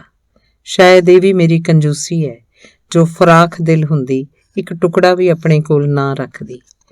ਇਹ ਮੇਰਾ ਕਹਿਣ ਲਈ ਮੈਂ ਇੱਕ ਟੁਕੜਾ ਆਪਣੇ ਕੋਲ ਰੱਖ ਲਿਆ। ਇਹ ਮੇਰਾ ਹੈ, ਇਹਦੀ ਇੱਕ ਸਾਹੀ ਪੀੜ ਵੀ ਮੇਰੀ ਹੈ ਤੇ ਸ਼ਾਇਦ ਇਹੀ ਮੈਂ ਹਾਂ। ਦੁਪਹਿਰ ਨੂੰ ਕਾਲਜ ਤੋਂ ਵਾਪਸ ਜਾਣ ਲੱਗਿਆਂ ਤਰੀਜ਼ਾ ਆਈ ਸੀ, ਡਾਇਰੀ ਲੈ ਗਈ, ਪਰ ਡਾਇਰੀ ਨਾਲ ਬੀਤੇ ਘੰਟੇ ਮੇਰੇ ਕੋਲ ਸਨ। ਡਾਇਰੀ 'ਚੋਂ ਮੈਂ ਕੁਝ ਸਫ਼ੇ ਪਾੜ ਲਏ ਨੇ। ਮੈਂ ਤਰੀਜ਼ਾ ਨੂੰ ਡਾਇਰੀ ਦੇਣ ਲੱਗਿਆ ਹੱਸ ਜਿਹਾ ਪਿਆ ਸਾਂ। ਤਰੀਜ਼ਾ ਦੀਆਂ ਅੱਖਾਂ 'ਚ ਖੌਫ ਕੰਬ ਗਿਆ ਸੀ, ਪਰ ਫਿਰ ਉਹਨੇ ਅੱਖਾਂ ਝਮਕ ਲਈਆਂ ਸਨ ਤੇ ਉਹਨੂੰ ਯਕੀਨ ਹੋ ਗਿਆ ਸੀ ਕਿ ਡਾਇਰੀ ਦੇ ਸਫ਼ੇ ਪੂਰੇ ਸਨ। ਤਰੀਜ਼ਾ ਚਲੀ ਗਈ ਸੀ, ਨਹੀਂ ਜਾਣਦੀ ਕਿ ਮੈਂ ਡਾਇਰੀ 'ਚੋਂ ਸੱਚਮੁੱਚ ਕੁਝ ਸਫ਼ੇ ਪਾੜ ਲਏ ਸਨ। ਜਿੰਨੇ ਪਲ ਵੀ ਮੈਂ ਡਾਇਰੀ ਨਾਲ ਬਿਤਾਏ ਸਨ ਉਹ ਡਾਇਰੀ ਦੇ ਸਫ਼ਿਆਂ ਵਾਂਗ ਸਨ। ਪਲ ਮੇਰੇ ਕੋਲ ਸਨ, ਇਸ ਲਈ ਸਫ਼ੇ ਮੇਰੇ ਕੋਲ ਸਨ। ਪਲ ਥੋੜ੍ਹੇ ਜਿਹੇ ਸਨ, ਸਫ਼ੇ ਵੀ ਥੋੜ੍ਹੇ ਜਿਹੇ ਸਨ, ਪਰ ਜਾਪਦਾ ਹੈ ਮੇਰਾ ਜੋ ਕੁਝ ਹੈ ਸਿਰਫ ਇਹੀ ਹੈ। ਇਹ ਮੇਰਾ ਅੰਦਰ ਹੈ। ਬਾਹਰ ਜੋ ਕੁਝ ਹੈ ਉਹ ਸਿਰਫ ਇਹਨਾਂ ਸਫ਼ਿਆਂ ਦੇ ਉੱਤੇ ਚੜੀ ਹੋਈ ਗੱਤੇ ਦੀ ਜਿਲਦ ਹੈ। ਉਸ ਤੋਂ ਦੂਸਰੇ ਦਿਨ ਕਾਲਜ ਜਾਂਦਿਆਂ ਰਸਤੇ 'ਚ ਜਾਵੇਦ ਮਿਲਿਆ ਸੀ, ਸ਼ੈਲੇ ਲਖਨਵੀ। ਮੇਰੇ ਮੋਢੇ ਤੇ ਹੱਥ ਰੱਖ ਕੇ ਤੇ ਮੇਰੀ ਸਾਈਕਲ ਦੇ ਨਾਲ ਜੋੜ ਕੇ ਆਪਣਾ ਸਾਈਕਲ ਚਲਾਉਂਦਿਆਂ ਉਹਨੇ ਇੱਕ ਸ਼ੇਰ ਪੜ੍ਹਿਆ ਸੀ, ਜੋ ਬੰਦੇ ਦੇ ਨਾਲ ਬੀਤੀ ਹੈ ਉਹ ਖੂਬ ਜਾਣਦੇ ਹਾਂ, ਪਰੇ ਕੁਨ ਫਿਕੁਨ ਆਖਣ ਤੋਂ ਪਿੱਛੋਂ ਖੁਦਾ ਜਾਣੇ ਖੁਦਾ ਦੇ ਨਾਲ ਕੀ ਬਣਿਆ। ਮੈਂ ਉਹਨੂੰ ਕੁਝ ਨਹੀਂ ਸੀ ਆਖਿਆ, ਪਰ ਜੋ ਆਖਣਾ ਹੁੰਦਾ ਤਾਂ ਆਖ ਸਕਦਾ ਸੀ ਕਿ ਖੁਦਾ ਦੇ ਦਿਲ ਨਾਲ ਜੋ ਕੁਝ ਬਣਿਆ ਉਹ ਮੈਨੂੰ ਪਤਾ ਹੈ। ਖੁਦਾ ਨੂੰ ਇੱਕੋ ਡਾਇਰੀ ਲਿਖਣੀ ਪਈ ਜਿਹਦਾ ਨਾਂ ਹੈ ਗ੍ਰੇਪਸ ਆਫ ਮੈਡਨੈਸ। ਉਹਦੀ ਗੱਲ ਕਰਦਿਆਂ ਮੈਂ ਉਹਨੂੰ ਖੁਦਾ ਦੀ ਜ਼ਾਤ ਨਾਲ ਹੀ ਜੋੜ ਸਕਦਾ ਹਾਂ। ਉਸ ਦਿਨ ਵੀ ਜਾਪਿਆ ਜਿਸ ਦਿਨ ਡਾਇਰੀ ਪੜ੍ਹੀ ਸੀ, ਅੱਜ ਵੀ ਜਾਪਦਾ ਹੈ ਕਿ ਮੈਂ ਹੁਣ ਕਿਸੇ ਨੀਂਦਰ 'ਚੋਂ ਜਾਗਿਆ। 23 ਸਾਲ ਸੁੱਤਾ ਰਿਹਾ ਸਾਂ ਤੇ ਫਿਰ ਅਚਾਨਕ ਜਾਗ ਪਿਆ। ਜਾਪਦਾ ਹੈ ਇਹਨਾਂ 23 ਸਾਲਾਂ 'ਚ ਜੋ ਕੁਝ ਵੇਖਿਆ ਸੀ ਸਭ ਸੁਪਨਾ ਸੀ। ਸਿਰਫ ਹੁਣ ਜੋ ਕੁਝ ਵੇਖਦਾ ਉਹ ਅਸਲੀਅਤ ਹੈ। ਅਸਲੀਅਤ ਪ੍ਰਤੱਖ ਨਹੀਂ, ਸਿਰਫ ਉਹਦੀ ਧੁੰਦਲੀ ਤੇ ਹਿਲਦੀ ਸ਼ਕਲ ਦਿਸਦੀ ਹੈ। ਇਸ ਤਰ੍ਹਾਂ ਜਿਵੇਂ ਮੈਂ ਜਾਗਿਆ ਹੋਵਾਂ ਪਰ ਅਜੇ ਵੀ ਅੱਖਾਂ ਮਲ ਰਿਹਾ ਹੋਵਾਂ। ਮੈਨੂੰ ਪਤਾ ਮੈਂ ਕੱਚੀ ਨੀਂਦਰ ਜਾਗਿਆ। ਸਿਰਫ 23 ਸਾਲ ਸੁੱਤਾ ਸਾਂ ਤੇ ਫਿਰ ਜਾਗ ਪਿਆ। ਮੈਨੂੰ ਸ਼ਾਇਦ 35-40 ਸਾਲ ਸੌਣਾ ਚਾਹੀਦਾ ਸੀ ਤੇ ਫਿਰ ਮੈਂ ਜਦੋਂ ਜਾਗਦਾ ਮੇਰੀ ਉਮਰ ਉਹਦੇ ਬਰਾਬਰ ਹੋ ਗਈ ਹੁੰਦੀ। ਪਰ ਮੇਰੇ ਅੰਦਰ ਕਿਤੇ ਕੁਝ ਉਹਦੇ ਬਰਾਬਰ ਹੈ। ਜੋ ਬਰਾਬਰ ਨਹੀਂ ਦਿਸਦਾ ਉਹ ਸ਼ਾਇਦ ਮੇਰੇ ਅੰਗਾਂ ਨਾਲੋਂ ਚੜਿਆ ਹੋਇਆ। ਇਹ 14-15 ਵਰ੍ਹੇ, 23 ਤੇ 35-40 'ਚ ਇੰਨਾ ਕੋਈ ਫਰਕ ਹੈ। ਮੈਨੂੰ ਮੇਰਾ ਹਿੱਸਾ ਜਾਪਦੇ ਹਨ। ਬੀਤੇ ਹੋਏ, ਹੰਢਾਏ ਹੋਏ, ਭੁਗਤੇ ਹੋਏ ਸਿਰਫ ਕਿਸੇ ਤਰ੍ਹਾਂ ਆਪਣੇ ਨਾਲੋਂ ਝੜ ਗਏ ਦਿਸਦੇ ਹਨ, ਜਿਵੇਂ ਕਿਸੇ ਦਾ ਇੱਕ ਹੱਥ ਮਸ਼ੀਨ 'ਚ ਆ ਜਾਏ ਤੇ ਪੰਜਾਂ 'ਚੋਂ ਇੱਕ ਉਂਗਲੀ ਕੱਟੀ ਜਾਏ। ਮਨ ਦੀ ਨਹੀਂ, ਉਮਰ ਦੀ ਇੱਕ ਅਪਾਹਜ ਜਿਹੀ ਹਾਲਤ ਹੈ। ਜਾਪਦਾ ਇੱਕ ਜੰਗ ਵਿੱਚੋਂ ਜ਼ਖਮੀ ਹੋ ਕੇ ਮੁੜਿਆ ਤੇ ਹੱਥ ਜਾਂ ਬਾਂਹ ਦੀ ਥਾਵੇਂ ਮੇਰੀ ਉਮਰ ਦੇ 15 ਵਰ੍ਹੇ ਮੇਰੇ ਨਾਲੋਂ ਕੱਟੇ ਗਏ ਹਨ। ਸਾਹਮਣੇ ਮੇਰੀ ਬਾਰੀ ਦੇ ਚੌਖਟੇ ਵਿੱਚ ਅਸਮਾਨ ਦਾ ਇੱਕ ਟੋਟਾ ਜੜਿਆ ਹੋਇਆ ਹੈ। ਇੱਕ ਲੈਂਡਸਕੇਪ ਵਾਂਗ ਮੇਰੀ ਕੈਨਵਸ ਉੱਤੇ ਸਲੇਟੀ ਰੰਗ ਦੀ ਇੱਕ ਕੂਚੀ ਫਿਰੀ ਹੋਈ ਹੈ। ਸਿਰਫ ਇੱਕ ਗੁੱਠ 'ਚ ਇੱਕ ਦੂਧੀਆ ਬੱਦਲ ਗੁੱਛਾ ਹੋ ਕੇ ਪਿਆ ਹੋਇਆ ਹੈ। ਕੈਨਵਸ ਵਿੱਚ ਮੇਰੀ ਮਨ ਦੀ ਹਾਲਤ ਵਾਂਗ ਇੱਕ ਹਰਕਤ ਹੈ। ਗੁੱਛਾ ਹੋਇਆ ਬੱਦਲ ਹੌਲੀ ਜਿਹੀ ਸਿਰ ਚੁੱਕ ਕੇ ਕੁਝ ਵੇਖ ਰਿਹਾ ਹੈ, ਸ਼ਾਇਦ ਇੱਕ ਜ਼ੋਰ ਦੀ ਡੂੰਘਾ ਸਾਹ ਲੈ ਰਿਹਾ ਹੈ ਤੇ ਫਿਰ ਅਲਸਾਇਆ ਜਿਹਾ ਮੁੱਦਾ ਹੋ ਕੇ ਜਿੱਥੇ ਬੈਠਾ ਹੋਇਆ ਸੀ ਉੱਥੇ ਨਿੱਸਲ ਜਿਹਾ ਹੋ ਗਿਆ। ਬਿਲਕੁਲ ਇਹੋ ਜਿਹੇ ਦਿਨ ਸੀ ਮੈਂ ਬੱਦਲ ਦੇ ਇਸ ਟੋਟੇ ਵਾਂਗ ਗੁੱਛਾ ਹੋ ਕੇ ਪਿਆ ਹੋਇਆ ਸਾਂ। ਉਹ ਕੁੜੀ ਮਿਸ ਸਟੇਟਮੈਂਟ ਆਈ ਸੀ। ਕਮਰੇ ਚਾਰੇ ਪਾਸੇ ਵੇਖ ਕੇ ਜਦੋਂ ਮੁੜਨ ਲੱਗੀ ਤਾਂ ਦੂਜੀ ਵਾਰ ਕੁਰਸੀ ਵੱਲ ਵੇਖਦੀ ਖਲੋ ਗਈ ਤੇ ਫਿਰ ਹੱਸਣ ਲੱਗ ਪਈ। ਮੈਂ ਸਮਝਿਆ ਸੀ ਕੁਰਸੀ ਉੱਤੇ ਕੱਪੜਿਆਂ ਦੀ ਗੰਢ ਪਈ ਹੋਈ ਹੈ ਤੇ ਫਿਰ ਮੇਰੀ ਕੁਰਸੀ ਦੇ ਕੋਲ ਵੱਲ ਆਉਂਦੀ ਆਖਣ ਲੱਗੀ, ਅੱਜ ਅਸਾਂ ਤਰੀਜ਼ਾ ਨੂੰ ਟੀਜ਼ ਕਰਕੇ ਰਵਾ ਦਿੱਤਾ। ਤਰੀਜ਼ਾ ਨੂੰ? ਕਿਉਂ? ਉਹ ਮੇਰੇ ਕਮਰੇ 'ਚ ਅਜੇ ਵੀ ਰੋਣ ਹੱਕੀ ਬੈਠੀ ਹੋਈ ਹੈ। ਪਰ ਵਰ ਕੁਛ ਨਹੀਂ, ਇਹ ਲਵੋ ਇਨਵੀਟੇਸ਼ਨ ਤੇ ਜਲਦੀ ਨਾਲ ਉੱਠ ਕੇ ਤਿਆਰ ਹੋ ਜਾਓ, ਅੱਜ ਤਰੀਜ਼ਾ ਦੇ ਘਰ ਪਾਰਟੀ ਹੈ। ਤਰੀਜ਼ਾ ਦੇ ਘਰ? ਮੈਂ ਧੜਕ ਗਿਆ ਸਾਂ। ਕੁਰਸੀ ਉੱਤੇ ਪਈ ਹੋਈ ਕੱਪੜਿਆਂ ਦੀ ਗੰਢ ਧੜਕ ਗਈ ਸੀ। ਤਰੀਜ਼ਾ ਦੇ ਲਫ਼ਜ਼ ਨਾਲ ਨਹੀਂ, ਘਰ ਦੇ ਲਫ਼ਜ਼ ਨਾਲ। ਇਨਵੀਟੇਸ਼ਨ ਪੜ੍ਹ ਲਓ, ਮਿਸ ਸਟੇਟਮੈਂਟ ਨੇ ਆਖਿਆ। ਵੇਖ ਸਕਦਾ ਸਾਂ ਉਹਦਾ ਮੂੰਹ ਉਸ ਵੇਲੇ ਬੜਾ ਘੁੱਟਿਆ ਹੋਇਆ ਸੀ, ਘੁੱਟਿਆ ਹੋਇਆ ਤੇ ਪੀਡਾ, ਪਰ ਉਹਦਾ ਉਹ ਯਤਨ ਦਿਸਦਾ ਪਿਆ ਸੀ ਜਿਹਦੇ ਨਾਲ ਉਹ ਆਪਣੇ ਮੂੰਹ ਨੂੰ ਸਖਤ ਜਿਹਾ ਕਰਦੀ ਪਈ ਸੀ। ਕਾਗਜ਼ ਵੱਲ ਵੇਖਿਆ, ਟਾਈਪ ਕੀਤਾ ਹੋਇਆ ਸੀ, I invite you to celebrate my secret love over a cup of tea। ਹੇਠਾਂ ਤਰੀਜ਼ਾ ਦਾ ਨਾਂ ਲਿਖਿਆ ਹੋਇਆ ਸੀ, ਹੱਥ ਦਾ ਲਿਖਿਆ ਨਹੀਂ, ਟਾਈਪ ਕੀਤਾ ਹੋਇਆ। ਨੌਨਸੈਂਸ, ਮੈਂ ਆਖਿਆ, ਹੋਠਾਂ ਨਾਲ ਵੀ ਤੇ ਸ਼ਾਇਦ ਅੱਖਾਂ ਨਾਲ ਵੀ। Who's that lucky dog? Don't you know? ਉਹ ਖਿੜਖਿੜਾ ਕੇ ਹੱਸ ਪਈ। ਮੈਨੂੰ ਨਹੀਂ ਪਤਾ, ਅੱਜ ਪਾਰਟੀ 'ਚ ਪਤਾ ਲੱਗ ਜਾਏਗਾ। ਉੱਠੋ ਮਿਸਟਰ ਮਾਲਿਕ, ਜਲਦੀ ਕਰੋ, ਦੇਰ ਹੋ ਗਈ ਹੈ।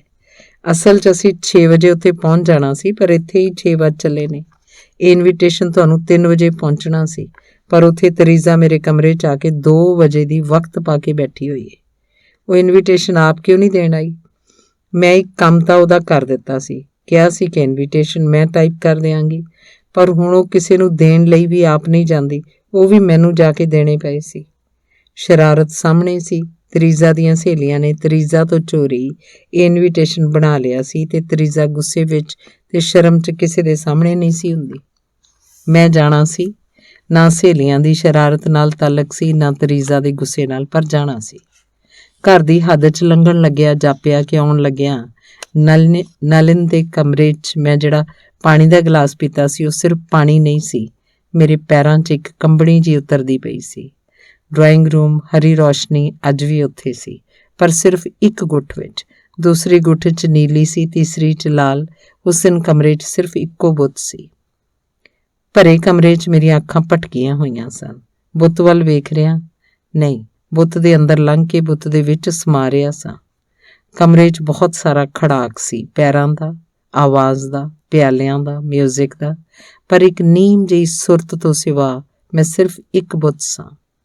ਮੇਰੇ ਹੱਥ 'ਚ ਕਿਸੇ ਨੇ ਚਾਹ ਦਾ ਪਿਆਲਾ ਫੜਾਇਆ, ਸ਼ਾਇਦ ਉਸ ਕੁੜੀ ਨੇ ਜਿਹਨੂੰ ਸਾਰੇ ਮਿਸਟਰੀ ਆਖਦੇ ਸਨ, ਤੇ ਫਿਰ ਮਿਸ ਸਟੇਟਮੈਂਟ ਦੀ ਆਵਾਜ਼ ਆਈ, come on lucky dog, let's celebrate your secret ਲਵ।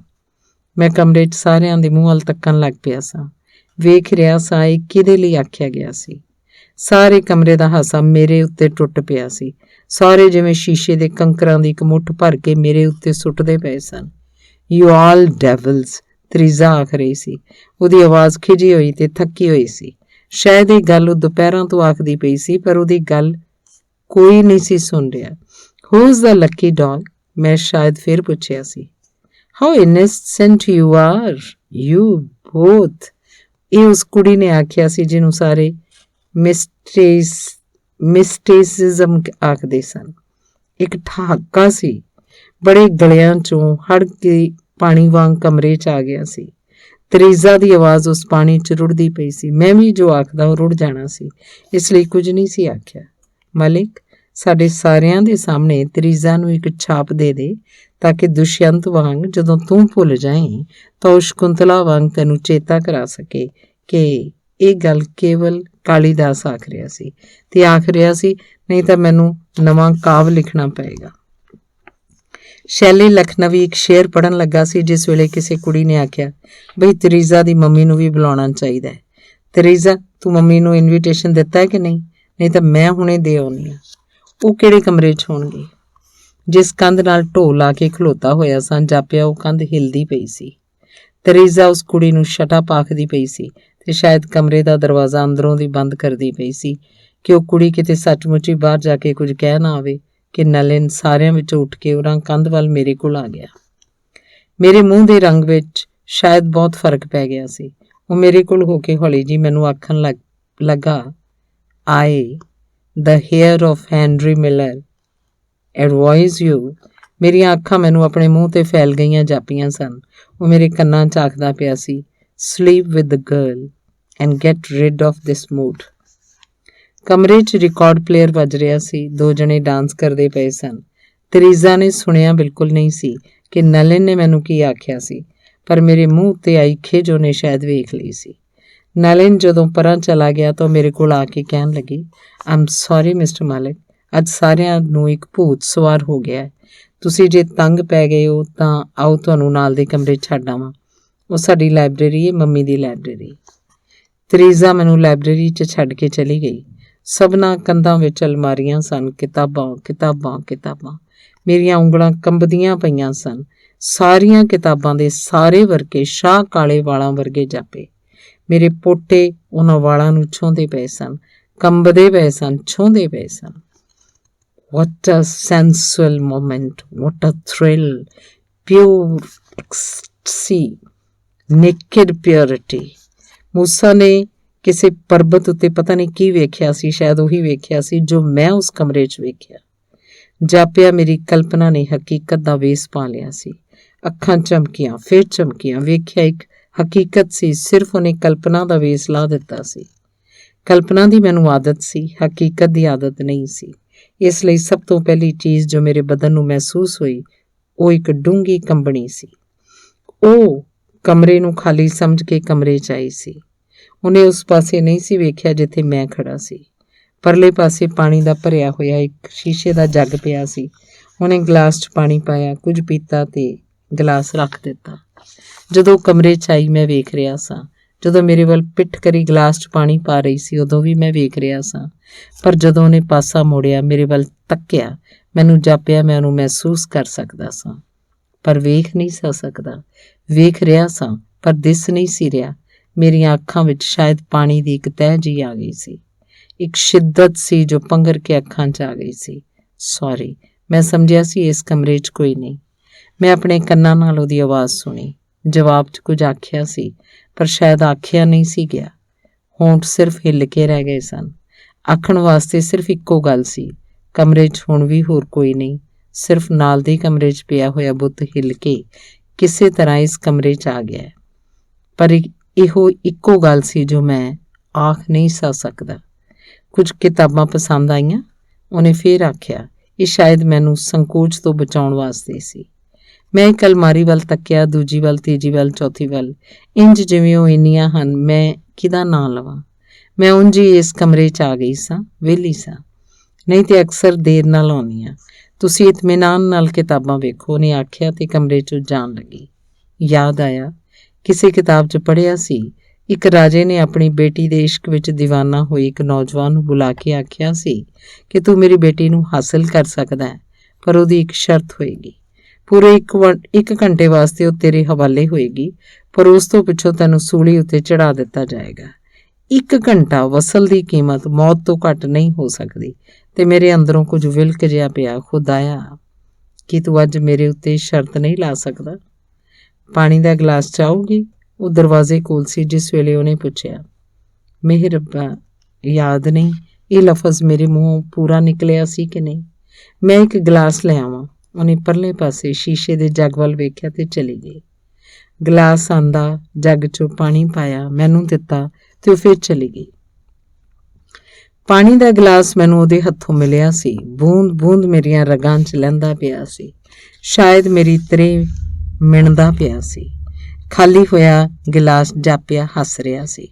ਸ਼ਾਇਦ ਬਿਜਲੀ ਦੀ ਰੌਸ਼ਨੀ ਨਾਲ ਉਹਦਾ ਇੱਕ ਪਾਸਾ ਕੁਝ ਚਮਕ ਜਿਹਾ ਰਿਹਾ ਸੀ। ਹੱਥ ਮੱਲੋ ਮੱਲੀ ਉਸ ਦੂਸਰੇ ਗਲਾਸ ਵੱਲ ਚਲੇ ਗਏ ਜਿਹੜਾ ਉਹਦਾ ਸੀ। ਉਹਦੇ 'ਚ ਅਜੇ ਵੀ ਅੱਧਾ ਗਲਾਸ ਪਾਣੀ ਸੀ। ਪਹਿਲੇ ਗਲਾਸ ਨੂੰ ਫੜਨ ਲੱਗਿਆਂ ਮੇਰੇ ਹੱਥ ਕੰਬੇ ਸਨ। ਇਸ ਦੂਸਰੇ ਗਲਾਸ ਨੂੰ ਛੋਹਣ ਲੱਗਿਆਂ ਮੇਰੇ ਹੋਂਠ ਕੰਬ ਗਏ। It was not a glass of water. It was a drink of madness. ਨਹੀਂ, it was a sip of, it was a sip of eternity. ਤੀਸਰਾ ਪੈਰ। ਇਸ ਵੇਲੇ ਪਤਾ ਨਹੀਂ ਕੀ ਵਕਤ ਹੈ। ਵਕਤ ਵਕਤ ਵਕਤ ਜਾਪਦਾ ਵਕਤ ਕੋਲ ਕੱਪੜਿਆਂ ਦੇ ਸਿਰਫ 3 ਜੋੜੇ ਹਨ, ਭੂਤ, ਵਰਤਮਾਨ, ਭਵਿੱਖ। ਉਹ ਹਮੇਸ਼ਾ ਉਹੀ ਹੈ, ਸਿਰਫ ਕਿਸੇ ਕਿਸੇ ਵੇਲੇ ਕੱਪੜੇ ਬਦਲਦਾ ਹੈ। ਇਹ ਕੱਪੜੇ ਮੈਨੂੰ ਉਹਦੀ ਹੋਂਦ ਦਾ ਤੇ ਸ਼ਖਸੀਅਤ ਦਾ ਹਿੱਸਾ ਨਹੀਂ ਲੱਗਦੇ। ਇਹ ਪਾ ਕੇ ਉਹ ਇੱਕ ਸਾਂਗ ਜਿਹਾ ਲੱਗਣ ਲੱਗ ਪੈਂਦਾ ਹੈ, ਪਰ ਉਹ ਪਾਉਂਦਾ ਹੈ ਸ਼ਾਇਦ ਇਸ ਲਈ ਕਿ ਲੋਕਾਂ ਨੂੰ ਸਾਂਗ ਵੇਖਣੇ ਚੰਗੇ ਲੱਗਦੇ ਨੇ। ਮੈਨੂੰ ਵੀ ਉਹਨੇ ਹਸਾਉਣ ਦੀ ਕੋਸ਼ਿਸ਼ ਕੀਤੀ ਸੀ, ਹਸਾਉਣ ਦੀ ਵੀ ਤੇ ਰਵਾਉਣ ਦੀ ਵੀ, ਪਰ ਕੁਝ ਨਹੀਂ ਹੋਇਆ। ਹਾਰ ਕੇ ਉਹਨੇ ਸਭ ਕੱਪੜੇ ਲਾਹ ਦਿੱਤੇ ਹਨ, ਸ਼ਾਇਦ ਧੋਣੇ ਦੇ ਦਿੱਤੇ ਹਨ। ਵਕਤ ਮੇਰੇ ਨਾਲ ਕੀ ਕਰ ਰਿਹਾ ਹੈ ਜਾਂ ਕੀ ਕਰੇਗਾ, ਜਾਂ ਉਹਨੇ ਜੋ ਕੁਝ ਕੀਤਾ ਸੀ ਕਿਉਂ ਕੀਤਾ ਸੀ। ਲੋਕ ਜਦੋਂ ਇਹੋ ਜਿਹੀਆਂ ਸੋਚਾਂ 'ਚ ਪੈ ਜਾਂਦੇ ਹਨ, ਉਹ ਮੁਸਕਰਾਉਂਦਾ ਹੈ। ਸ਼ਾਇਦ ਇਹੀ ਉਹਦੀ ਜਿੱਤ ਹੁੰਦੀ ਹੈ ਕਿ ਉਹ ਕਿਸੇ ਨੂੰ ਇਸ ਤਰ੍ਹਾਂ ਹੈਰਾਨ ਤੇ ਪਰੇਸ਼ਾਨ ਕਰ ਸਕਦਾ ਹੈ। It's a silly game, very childish. ਪਰ ਹੁੰਦਾ ਕੀ ਹੈ? ਕੁਝ ਵੀ ਨਹੀਂ। ਕੁਝ ਲੋਕ ਬਹਿਕ ਜਾਂਦੇ ਹਨ, ਕੁਝ ਢੀਠ ਹੋ ਜਾਂਦੇ ਹਨ। ਜਿਹੜੇ ਬਹਿਕ ਜਾਂਦੇ ਹਨ ਉਹ ਘਬਰਾ ਕੇ ਪੂਜਾ ਪਾਠ ਕਰਨ ਲੱਗ ਪੈਂਦੇ ਹਨ, ਜੰਤਰ ਮੰਤਰ ਪੜ੍ਹਨ ਲੱਗ ਪੈਂਦੇ ਹਨ, ਕੋਈ ਮਾਲਾ ਤਸਬੀਹ ਫੇਰਨ ਲੱਗ ਪੈਂਦੇ ਹਨ, ਜਾਂ ਜੋਤਸ਼ੀ ਨੂੰ ਹੱਥ ਵਿਖਾਉਣ ਲੱਗ ਪੈਂਦੇ ਹਨ। ਤੇ ਜਿਹੜੇ ਢੀਠ ਹੋ ਜਾਂਦੇ ਹਨ ਉਹ ਬੜੇ ਆਰਾਮ ਨਾਲ ਵਿਸਕੀ ਦਾ ਗਲਾਸ ਫੜਦੇ ਹਨ ਤੇ ਰੇਡੀਓ ਔਨ ਕਰਕੇ ਜੰਗ ਦੀਆਂ ਖਬਰਾਂ ਇੰਝ ਸੁਣਦੇ ਆ ਜਿਵੇਂ ਫੁੱਟਬਾਲ ਦੇ ਜਾਂ ਕ੍ਰਿਕਟ ਦੇ ਮੈਚ ਦੀ ਕਮੈਂਟਰੀ ਸੁਣ ਰਹੇ ਹੋਣ। ਕਿੰਨੇ ਹਵਾਈ ਜਹਾਜ਼ ਡਿੱਗੇ, ਕਿੰਨੀਆਂ ਰਨਸ, ਫੌਜਾਂ ਕਿੱਥੇ ਕੁ ਪਹੁੰਚ ਗਈਆਂ, ਕਿਹੜੇ ਜਰਨੈਲ ਨੇ ਗੋਲ ਕੀਤਾ। ਜਾਵੇਦ ਬਹੁਤ ਬੋਲਦਾ ਹੈ। ਉਹਨੂੰ ਇਸ ਗੱਲ ਦਾ ਵੀ ਹਿਰਖ ਰਹਿੰਦਾ ਹੈ ਕਿ ਕੋਈ ਉਹਨੂੰ ਸਮਝਦਾ ਨਹੀਂ। ਇੱਕ ਦਿਨ ਉਹਨੇ ਮਿਲਟਰੀ ਦੇ ਕਿਸੇ ਦੋਸਤ ਕੋਲੋਂ ਵਿਸਕੀ ਆਂਦੀ ਸੀ ਤੇ ਉਹਦੀ ਸ਼ਿਕਾਇਤ ਵਿਸਕੀ ਦੇ ਥੜੇ ਉੱਤੇ ਚੜ੍ਹ ਕੇ ਹੋਰ ਉੱਚੀ ਹੋ ਗਈ ਸੀ। ਉਹ ਸ਼ਾਇਦ ਇੱਕ ਕੁੜੀ ਨੂੰ ਨਹੀਂ, ਕੁੜੀਆਂ ਦੀ ਸਾਰੀ ਜ਼ਾਤ ਨੂੰ ਲਾਂਭਾ ਦਿੰਦਾ ਪਿਆ ਸੀ। ਮੈਂ ਇੱਕ ਬੇਰੰਗ ਚਿੱਠੀ ਹਾਂ। ਜ਼ਰਾ ਸੋਚਾਂ ਦਾ ਵਜ਼ਨ ਜ਼ਿਆਦਾ ਸੀ ਤੇ ਰੱਬ ਨੇ ਕੁਝ ਟਿਕਟ ਘੱਟ ਲਾਈ ਸੀ, ਸੋ ਇਸ ਦੁਨੀਆ 'ਚ ਕਿਸੇ ਨੇ ਡਾਕਖਾਨੇ ਤੋਂ ਛੁਡਾਇਆ ਨਹੀਂ। ਪਰ ਡਾਕਖਾਨੇ ਤੋਂ ਛੁਡਾਈ ਗਈ ਚਿੱਠੀ ਦਾ ਕੀ ਬਣਦਾ? ਹਰ ਚਿੱਠੀ ਅਖੀਰ ਰੱਦੀ ਦੀ ਟੋਕਰੀ 'ਚ ਚਲੀ ਜਾਂਦੀ ਹੈ ਜਾਂ ਵੱਧ ਤੋਂ ਵੱਧ ਕਿਸੇ ਮੇਜ਼ ਦੇ ਖਾਨੇ 'ਚ। ਨਾਵਾਂ ਦਾ ਕੀ ਹੈ? ਉਹ ਪਾਂਧੇ ਦੀ ਪੱਤਰੀ 'ਚ ਵੀ ਰੁਲ ਜਾਂਦੇ ਨੇ, ਅਖਬਾਰਾਂ ਵਿੱਚ ਵੀ, ਇਤਿਹਾਸ ਦੇ ਸਫ਼ਿਆਂ ਵਿੱਚ ਵੀ। ਕਾਮਯਾਬੀ ਕੀ ਚੀਜ਼ ਹੈ?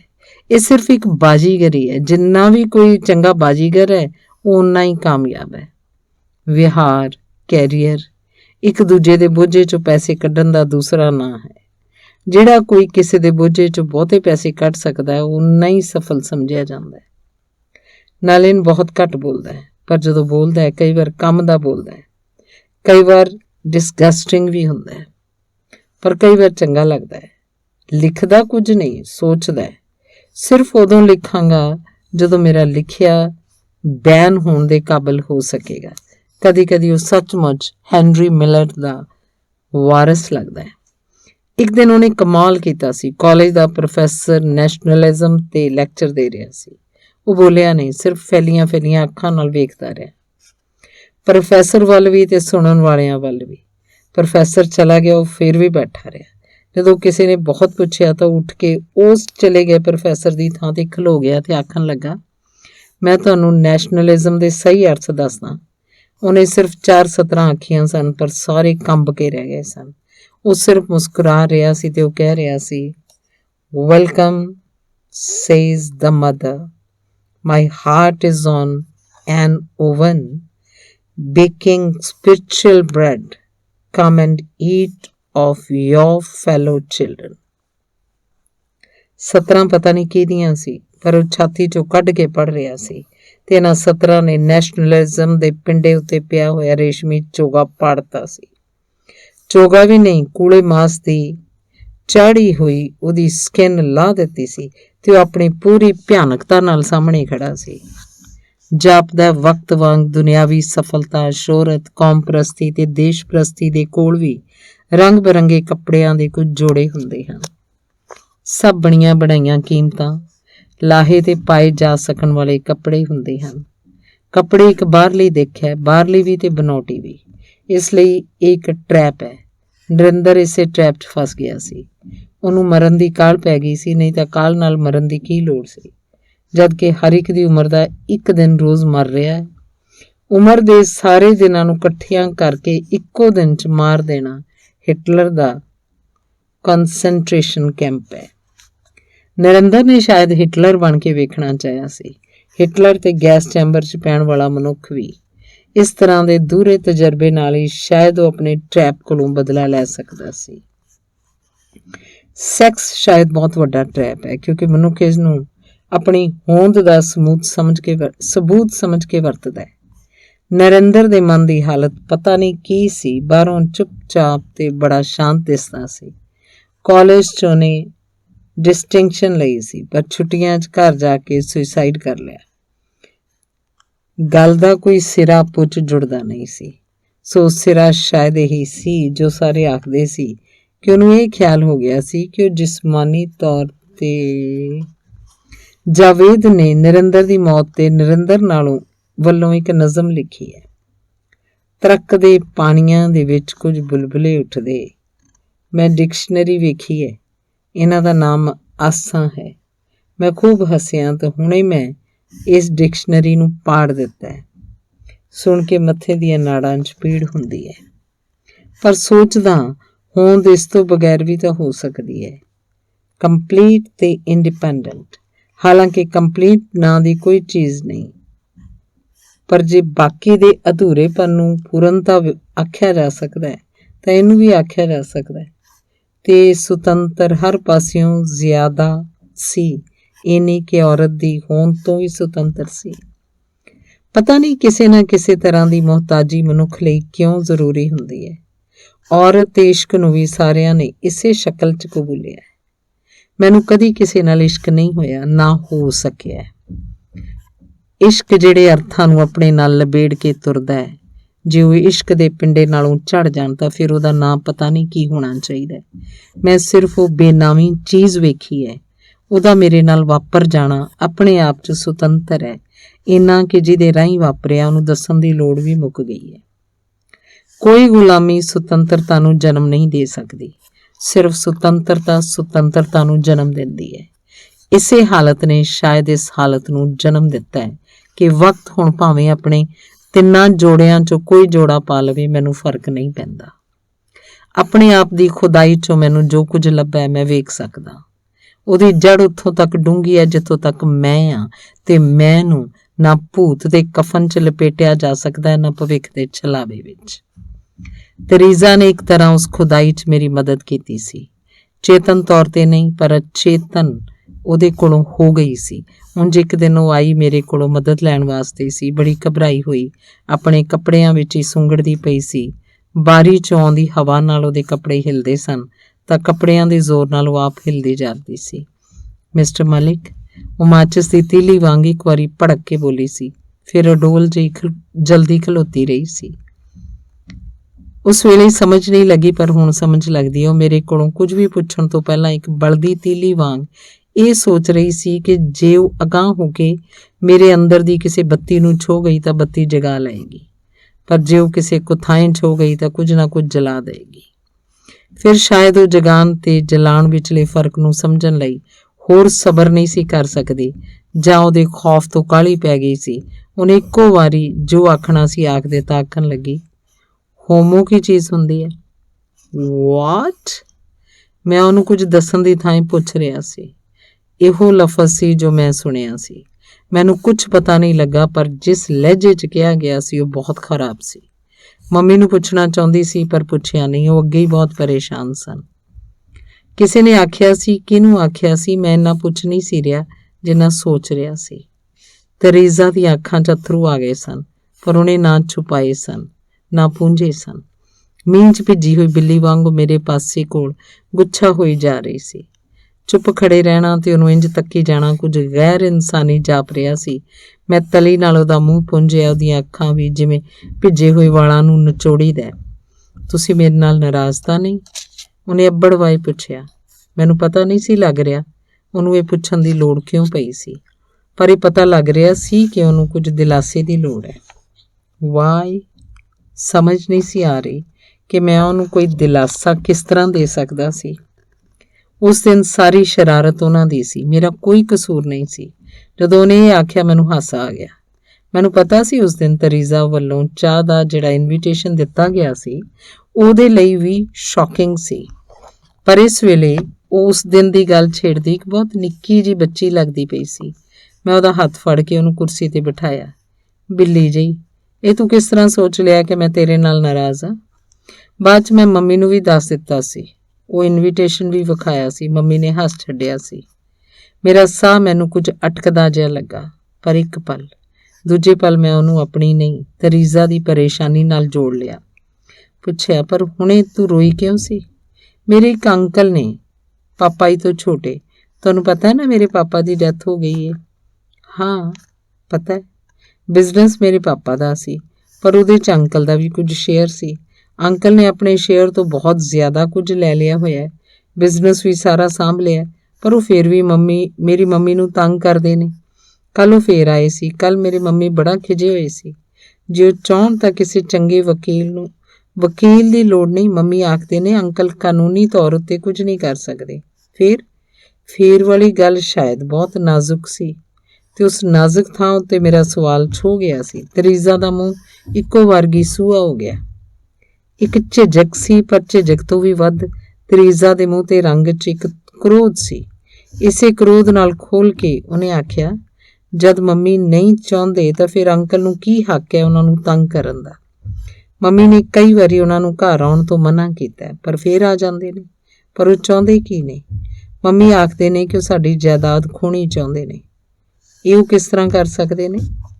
ਤਰੀਜ਼ਾ ਬਹੁਤ ਦੇਰ ਬੋਲੀ ਨਹੀਂ, ਫਿਰ ਬੋਲੀ ਤਾਂ ਜਾਪਿਆ ਉਹ ਨਹੀਂ ਸੀ ਬੋਲ ਰਹੀ। ਸਿਰਫ ਉਹਦੇ ਹੋਂਠ ਕੁਝ ਟੇਢੇ ਹੋ ਕੇ ਇੱਕ ਵੱਟ ਜਿਹਾ ਖਾ ਰਹੇ ਸਨ। He wants to marry my mummy and own everything. ਮੇਰਾ ਸਿਰ ਝੁਕ ਗਿਆ। ਸਿਰ ਮੇਰਾ ਨਹੀਂ ਸੀ, ਮਰਦ ਦੀ ਜ਼ਾਤ ਨਾਲ ਸੰਬੰਧਿਤ ਸੀ, ਇਸ ਲਈ ਇੱਕ ਮਰਦ ਦਾ ਸਿਰ ਸੀ। ਕੱਲ੍ਹ ਉਹ ਜਿਸ ਵੇਲੇ ਬੋਲ ਰਹੇ ਸਨ, ਮੈਂ ਆਪਣੇ ਕਮਰੇ ਵਿੱਚ ਸਾਂ, ਪਰ ਆਵਾਜ਼ ਇੰਨੀ ਉੱਚੀ ਸੀ ਮੇਰੇ ਕਮਰੇ 'ਚ ਆਉਂਦੀ ਪਈ ਸੀ। ਪਰ ਇਸ ਗੱਲ ਦਾ ਕੱਲ੍ਹ ਨਹੀਂ, ਮੈਨੂੰ ਪਤਾ ਏ ਉਹ ਸਾਰੀ ਉਮਰ ਵੀ ਲੱਗੇ ਰਹਿਣ ਤਾਂ ਮੰਮੀ ਨੂੰ ਨਹੀਂ ਮਨਾ ਸਕਦੇ। ਪਰ ਕੱਲ੍ਹ ਉਹ ਪਾਪਾ ਬਾਰੇ ਕੁਝ ਆਖ ਰਹੇ ਸਨ। ਪਾਪਾ ਬਾਰੇ? ਉਹ ਮੰਮੀ ਨੂੰ ਆਖ ਰਹੇ ਸਨ ਕਿ ਮੰਮੀ ਸਾਰੀ ਉਮਰ ਜ਼ਿੰਦਗੀ ਤੋਂ ਡਿਪਰਾਈਵਡ ਹੀ ਰਹੇ ਹਨ, ਕਿਉਂਕਿ ਪਾਪਾ ਹੋਮੋ ਸਨ। ਇਹ ਹੋਮੋ ਕੀ ਹੁੰਦਾ ਹੈ? ਦੇਰ ਹੋ ਗਈ। ਉਹਦੀ ਡਾਇਰੀ ਪੜ੍ਹੀ ਸੀ।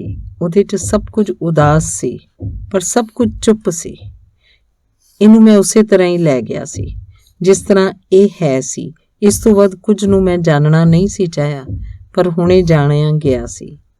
ਇਹ ਜਾਣ ਕੇ ਮੇਰੀਆਂ ਅੱਖਾਂ 'ਚ ਜੰਮੀ ਹੋਈ ਉਹਨੂੰ ਜਾਣਨ ਦੀ ਇੱਕ ਅਚੇਤ ਜਿਹੀ ਤਹਿ ਸ਼ਾਇਦ ਹਿੱਲ ਗਈ ਸੀ।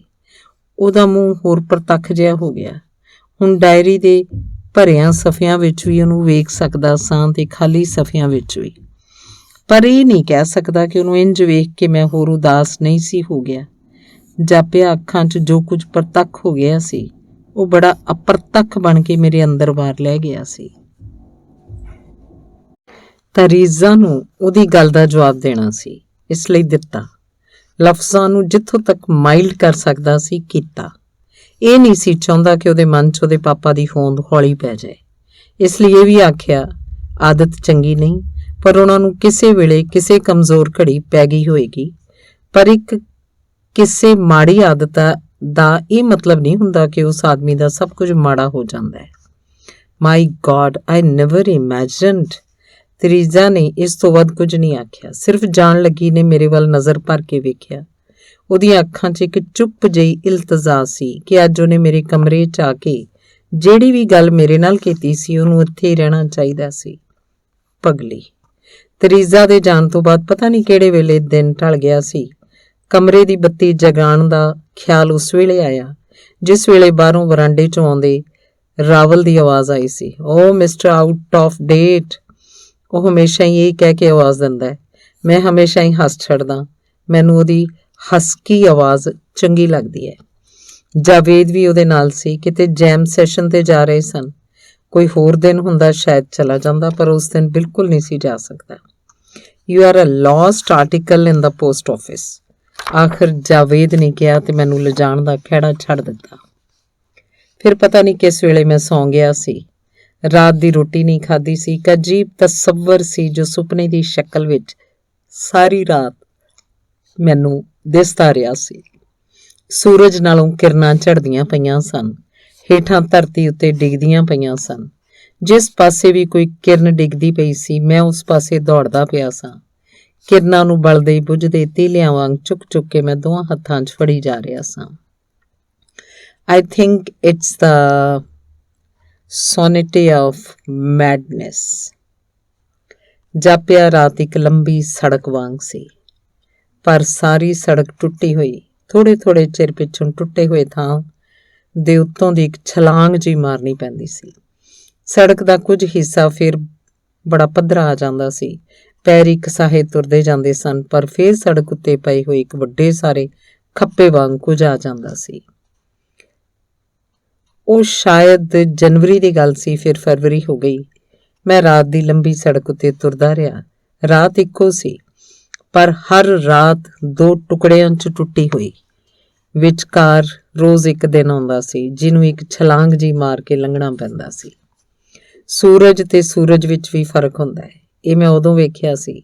ਹਰ ਰੋਜ਼ ਜਿਹੜਾ ਸੂਰਜ ਅਸੀਂ ਸਾਰੇ ਵੇਖਦੇ ਹਾਂ ਉਹ ਅਸਮਾਨ ਉੱਤੇ ਬਹੁਤ ਫੈਲਿਆ ਹੋਇਆ ਤੇ ਪਸਰਿਆ ਹੋਇਆ ਹੁੰਦਾ ਹੈ। ਜਿਹੜੇ ਪਾਸੇ ਵੇਖੋ ਉੱਥੇ ਹੀ ਉਹ ਦਿਸਦਾ ਹੈ। ਇੰਨਾ ਕਿ ਹਰ ਥਾਂ ਤੇ ਜਾ ਕੇ ਉਹ ਦਖਲਅੰਦਾਜ਼ੀ ਕਰਦਾ ਲੱਗਦਾ ਹੈ, ਦੂਸਰੇ ਨੂੰ ਛੁਟਿਆਉਂਦਾ ਵੀ। ਪਰ ਜਿਹੜਾ ਸੂਰਜ ਮੈਂ ਉਦੋਂ ਰਾਤ ਨੂੰ ਦੇਖਦਾ ਸਾਂ ਉਹ ਸਾਰੇ ਅਸਮਾਨ ਉੱਤੇ ਇੱਕ ਨੁੱਕਰ ਵਿੱਚ ਇਕੱਲਾ ਬੈਠਾ ਹੁੰਦਾ ਸੀ। ਉਹਦੀ ਨਿੱਜੀ ਹੋਂਦ ਸੀ, ਨਿੱਕੀ ਜਿਹੀ, ਤੇ ਉਹ ਕਿਸੇ ਦੀ ਵੀ ਨਿੱਜੀ ਹੋਂਦ ਨੂੰ ਛੁਟਿਆਉਂਦੀ ਨਹੀਂ ਸੀ। ਚਾਰੇ ਪਾਸੇ ਰਾਤ ਦਾ ਹਨੇਰਾ ਹੁੰਦਾ ਸੀ। ਉਹ ਹਨੇਰੇ ਵਿੱਚ ਵੀ ਕੋਈ ਦਖਲ ਨਹੀਂ ਸੀ ਦਿੰਦਾ। ਸਿਰਫ ਆਪਣੇ ਬਹਿਣ ਵਾਲੀ ਥਾਂ ਨੂੰ ਉਹ ਆਪਣੀ ਰੌਸ਼ਨੀ ਨਾਲ ਧੋ ਲੈਂਦਾ ਸੀ। ਮੈਂ ਧਰਤੀ ਉੱਤੇ ਘੁੰਮਦਾ ਸਿਰਫ ਉਹਦੀਆਂ ਕਿਰਨਾਂ ਚੁਣਦਾ ਸਾਂ।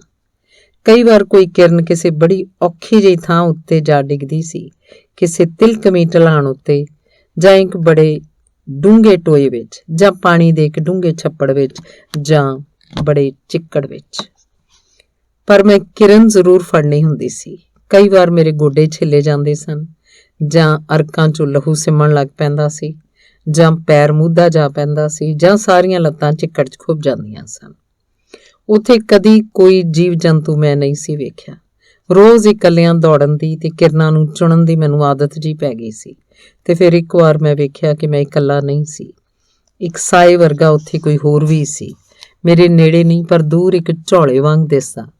ਕਿਰਨਾਂ ਡਿੱਗ ਰਹੀਆਂ ਸਨ। ਮੈਂ ਸੋਚਿਆ ਮੇਰੇ ਵਾਂਗ ਸ਼ਾਇਦ ਉਹ ਸਾਇਆ ਵੀ ਕਿਰਨਾਂ ਚੁਣੇਗਾ। ਪਰ ਕਿਰਨਾਂ ਡਿੱਗਦੀਆਂ ਰਹੀਆਂ, ਉਸਨੇ ਇੱਕ ਵੀ ਕਿਰਨ ਨਹੀਂ ਚੁਣੀ। ਇੱਕ ਅਸਲੋਂ ਬਿਲਕੁਲ ਉਹਦੇ ਪੈਰਾਂ ਕੋਲ ਜਾ ਡਿੱਗੀ ਸੀ, ਪਰ ਮੈਂ ਵੇਖਦਾ ਰਿਹਾ।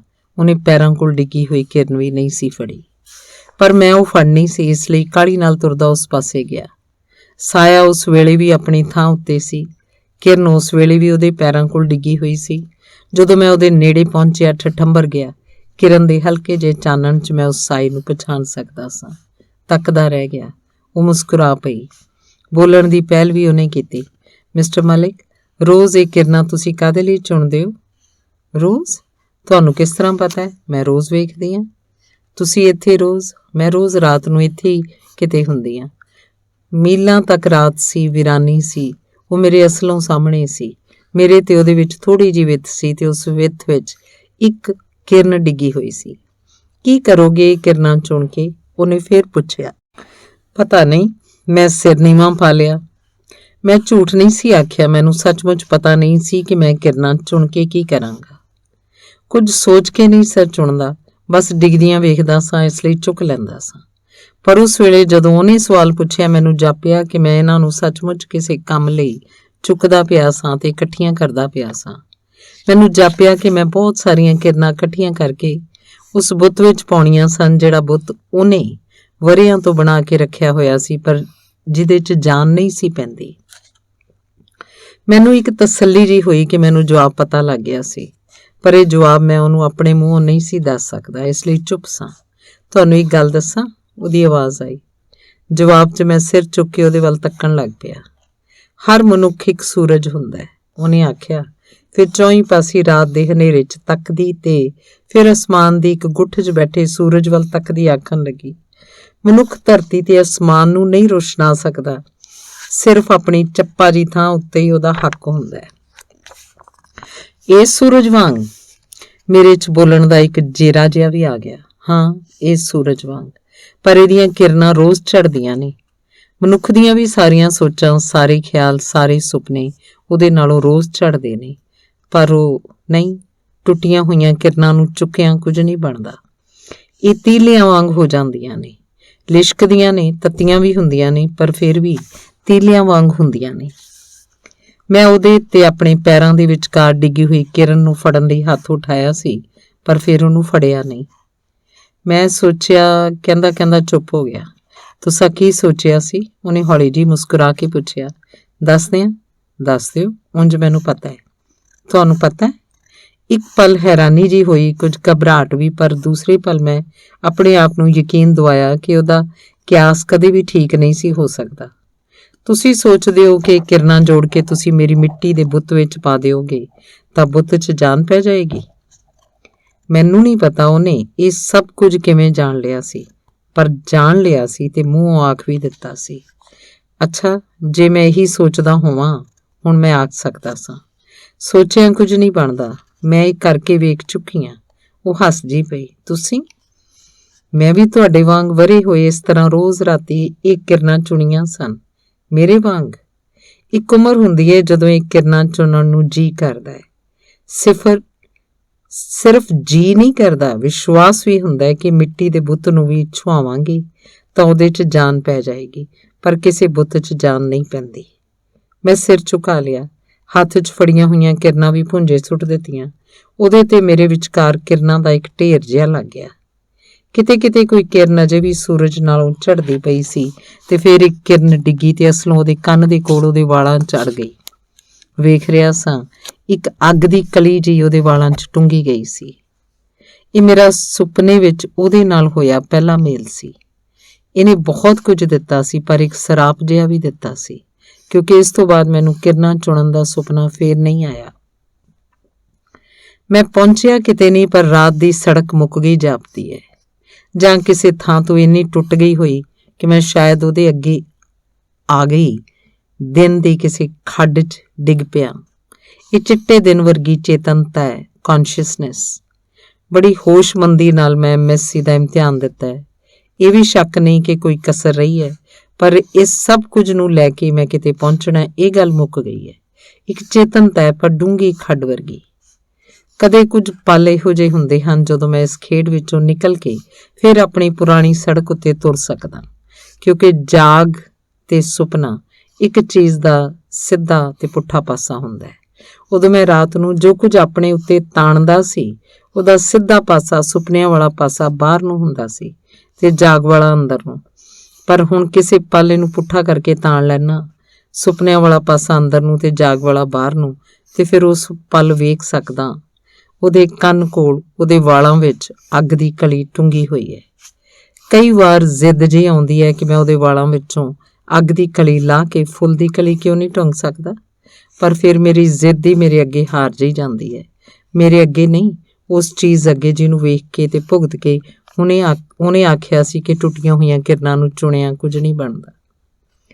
ਉਹਦੀ ਆਵਾਜ਼ ਦਾ ਇੱਕ ਟੁਕੜਾ, ਉਹਦੇ ਹੋਠਾਂ 'ਤੇ ਆਈ ਮੁਸਕਰਾਹਟ ਦਾ ਇੱਕ ਟੁਕੜਾ ਤੇ ਉਹਦੀਆਂ ਅੱਖਾਂ 'ਚੋਂ ਨਿਕਲ ਕੇ ਸਿੱਧਾ ਮੇਰੇ ਮੂੰਹ 'ਤੇ ਪਈ ਉਹਦੀ ਨਜ਼ਰ ਦਾ ਇੱਕ ਟੁਕੜਾ ਮੇਰੇ ਦਿਮਾਗ 'ਚ ਪਏ ਹੋਏ ਹਨ। ਕੁਝ ਆਖਦੇ ਨਹੀਂ, ਅਲਸਾਏ ਜਿਹੇ ਪਏ ਹੋਏ ਹਨ। ਕਦੇ ਸੋਚਦਾ ਇਹ ਤਿਕੋਣ ਪੱਥਰਾਂ ਵਾਂਗ ਕਿਉਂ ਨਹੀਂ? ਇਹ ਕਿਤੇ ਮੈਨੂੰ ਚੁੱਭਦੇ ਜਾਂ ਕਿਤੇ ਉਹ ਮੈਨੂੰ ਛਿੱਲਦੇ ਕਿਉਂ ਨਹੀਂ?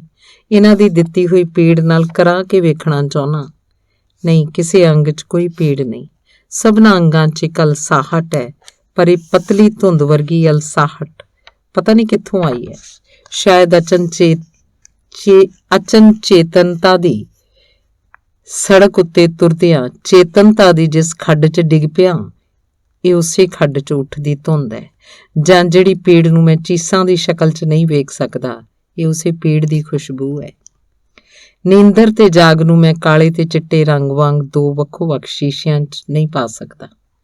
ਜਾਗਦਾ ਤਾਂ ਨੀਂਦਰ ਦਾ ਇੱਕ ਟੁਕੜਾ ਮੇਰੀ ਜਾਗ 'ਚ ਵੀ ਸ਼ਾਮਲ ਰਹਿੰਦਾ ਹੈ। ਸੌਂਦਾ ਤਾਂ ਜਾਗ ਦਾ ਇੱਕ ਟੁਕੜਾ ਮੇਰੀ ਨੀਂਦਰ 'ਚ ਖੜਾ ਰਹਿੰਦਾ ਹੈ। ਜਾਗ ਦਾ ਇਹ ਟੁਕੜਾ ਪਤਾ ਨਹੀਂ ਇੰਨਾ ਅਲਰਟ ਕਿਉਂ ਹੈ। I suppose it is afraid of me। ਨਹੀਂ, ਮੇਰੇ ਕੋਲੋਂ ਡਰਨ ਵਾਲੀ ਕਿਹੜੀ ਗੱਲ ਹੈ।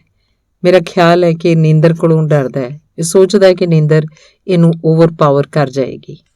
ਸ਼ਾਇਦ ਇਹ ਨੀਂਦਰ ਨੂੰ ਉਸ ਘੜੀ ਵਾਂਗ ਸੋਚਦਾ ਹੈ ਜਿਹਨੂੰ ਰੋਜ਼ ਇੱਕ ਵਾਰੀ ਚਾਬੀ ਲਾਉਣੀ ਚਾਹੀਦੀ ਹੈ, ਤੇ ਸੋਚਦਾ ਹੈ ਕਿ ਜੇ ਉਹਨੂੰ ਇਹ ਚਾਬੀ ਲਾਉਣੀ ਭੁੱਲ ਗਿਆ ਤਾਂ ਉਹ ਖਲੋ ਜਾਏਗੀ।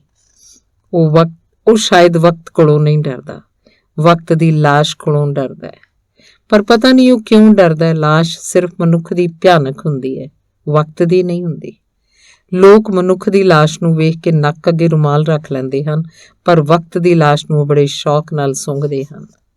ਇਤਿਹਾਸ ਵਿੱਚ ਇਸ ਲਾਸ਼ ਦੀ ਬੜੀ ਤੇਜ਼ ਬੋ ਹੁੰਦੀ ਹੈ, ਪਰ ਲੋਕ ਸਿਰਫ ਸੁੰਘਦੇ ਨਹੀਂ, ਦੂਜਿਆਂ ਨੂੰ ਵੀ ਸੁੰਘਾਉਂਦੇ ਹਨ। ਉਹ ਹਰ ਥਾਂ ਉੱਤੇ, ਹਰ ਮੌਕੇ ਉੱਤੇ ਇਤਿਹਾਸ ਦੀਆਂ ਕੋਟੇਸ਼ਨਸ ਦਿੰਦੇ ਹਨ। ਲੋਕਾਂ ਦੇ ਪਾਸਟ ਵਿੱਚ ਵੀ ਇਹਦੀ ਹਵਾੜ ਹੁੰਦੀ ਹੈ, ਤੇ ਇਸ ਹਵਾੜ ਨੂੰ ਉਹ ਆਪਣੀਆਂ ਯਾਦਾਂ ਬਣਾ ਲੈਂਦੇ ਹਨ। ਸਿਰਫ ਯਾਦਾਂ ਨਹੀਂ, ਉਹ ਲਾਸ਼ ਨਾਲੋਂ ਮਾਸ ਦਾ ਇੱਕ ਟੁਕੜਾ ਲਾ ਕੇ ਉਹਦਾ ਸੋਵੇਨੀਅਰ ਵੀ ਬਣਾਉਂਦੇ ਹਨ।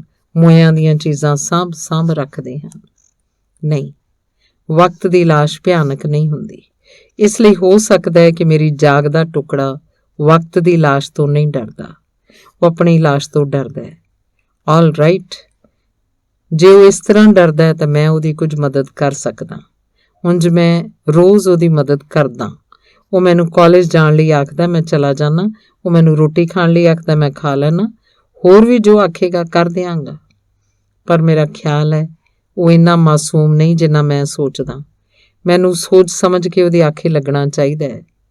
ਅਜੇ ਤੱਕ ਉਹਦੀ ਗੇਮ ਬੜੀ ਇਨੋਸੈਂਟ ਲੱਗਦੀ ਹੈ, ਪਰ ਇਸ ਗੱਲ ਦਾ ਕੀ ਯਕੀਨ ਹੈ ਕਿ ਉਹ ਹਮੇਸ਼ਾ ਇਸ ਤਰ੍ਹਾਂ ਹੀ ਰਹੇਗੀ। ਉਹ ਕਈ ਵਾਰ ਆਪਣੇ ਆਪ ਨੂੰ ਸੀਕ੍ਰੇਟ ਆਫ ਐਗਜ਼ਿਸਟੈਂਸ ਆਖ ਕੇ ਬੜੀ ਜ਼ੋਰ ਦੀ ਹੱਸਦਾ ਹੈ। He is a little devil, ਨਹੀਂ, he is a big devil. ਕਈ ਮਿਸਾਲਾਂ ਮੇਰੇ ਸਾਹਮਣੇ ਹਨ। ਸਾਰੀ ਦੁਨੀਆ ਇਹਨਾਂ ਮਿਸਾਲਾਂ ਨਾਲ ਭਰੀ ਹੋਈ ਹੈ। He plays a very dirty game with people. ਉਹਨੂੰ ਸਿਰਫ ਆਪਣੇ ਜਿਉਣ ਨਾਲ ਮਤਲਬ ਹੈ, ਹੋਰ ਕਿਸੇ ਚੀਜ਼ ਨਾਲ ਕੋਈ ਮਤਲਬ ਨਹੀਂ। ਹੌਲੀ ਹੌਲੀ ਉਹ ਲੋਕਾਂ ਦੀ ਮਿੰਨਤ ਮੁਹਤਾਜੀ ਛੱਡ ਦਿੰਦਾ ਹੈ ਤੇ ਲੋਕਾਂ ਦੇ ਸਿਰ ਤੇ ਸਵਾਰ ਹੋ ਜਾਂਦਾ ਹੈ, ਤੇ ਫਿਰ ਉਹ ਲੋਕਾਂ ਦੇ ਛੋਟੇ ਛੋਟੇ ਸਿਰਾਂ 'ਚ ਉਤਰ ਜਾਂਦਾ ਹੈ। ਦੁਨੀਆ ਨੂੰ ਅਮੀਰਾਂ ਤੇ ਗਰੀਬਾਂ ਦੀ ਸ਼੍ਰੇਣੀ 'ਚ ਸਿਰਫ ਉਹਨੇ ਵੰਡਿਆ, ਹਾਕਮਾਂ ਤੇ ਗੁਲਾਮਾਂ ਦੀ ਸ਼੍ਰੇਣੀ 'ਚ ਵੀ ਉਹਨੇ ਵੰਡਿਆ। ਉਹ ਕਦੇ ਲੋਕਾਂ ਨੂੰ ਧਰਮ ਦਾ ਵਾਸਤਾ ਪਾਉਂਦਾ ਹੈ, ਉਹਨਾਂ ਨੂੰ ਲਲਕਾਰ ਕੇ ਆਪਣੇ ਅੱਗੇ ਲਾ ਲੈਂਦਾ ਹੈ। ਕਦੇ ਕਿਸੇ ਇਜ਼ਮ ਦੀ ਅਫੀਮ ਉਹਨਾਂ ਨੂੰ ਖਵਾਉਂਦਾ ਹੈ, ਲੋਕ ਉਸੇ ਲੋਰ 'ਚ ਉਹਦਾ ਕਿਹਾ ਮੰਨੀ ਜਾਂਦੇ ਹੈ। ਉਹ ਕਦੇ ਪਾਵਰ ਦੀ ਸ਼ਰਾਬ ਉਹਨਾਂ ਨੂੰ ਪਿਆਉਂਦਾ ਹੈ ਤੇ ਲੋਕ ਉਹਦੇ ਆਖੇ ਜੰਗ ਦੇ ਹਥਿਆਰ ਆਪਣੇ ਹੱਥਾਂ 'ਚ ਫੜ ਲੈਂਦੇ ਹਨ। ਵਾਟ ਅ ਕਰੂਅਲ ਗੇਮ।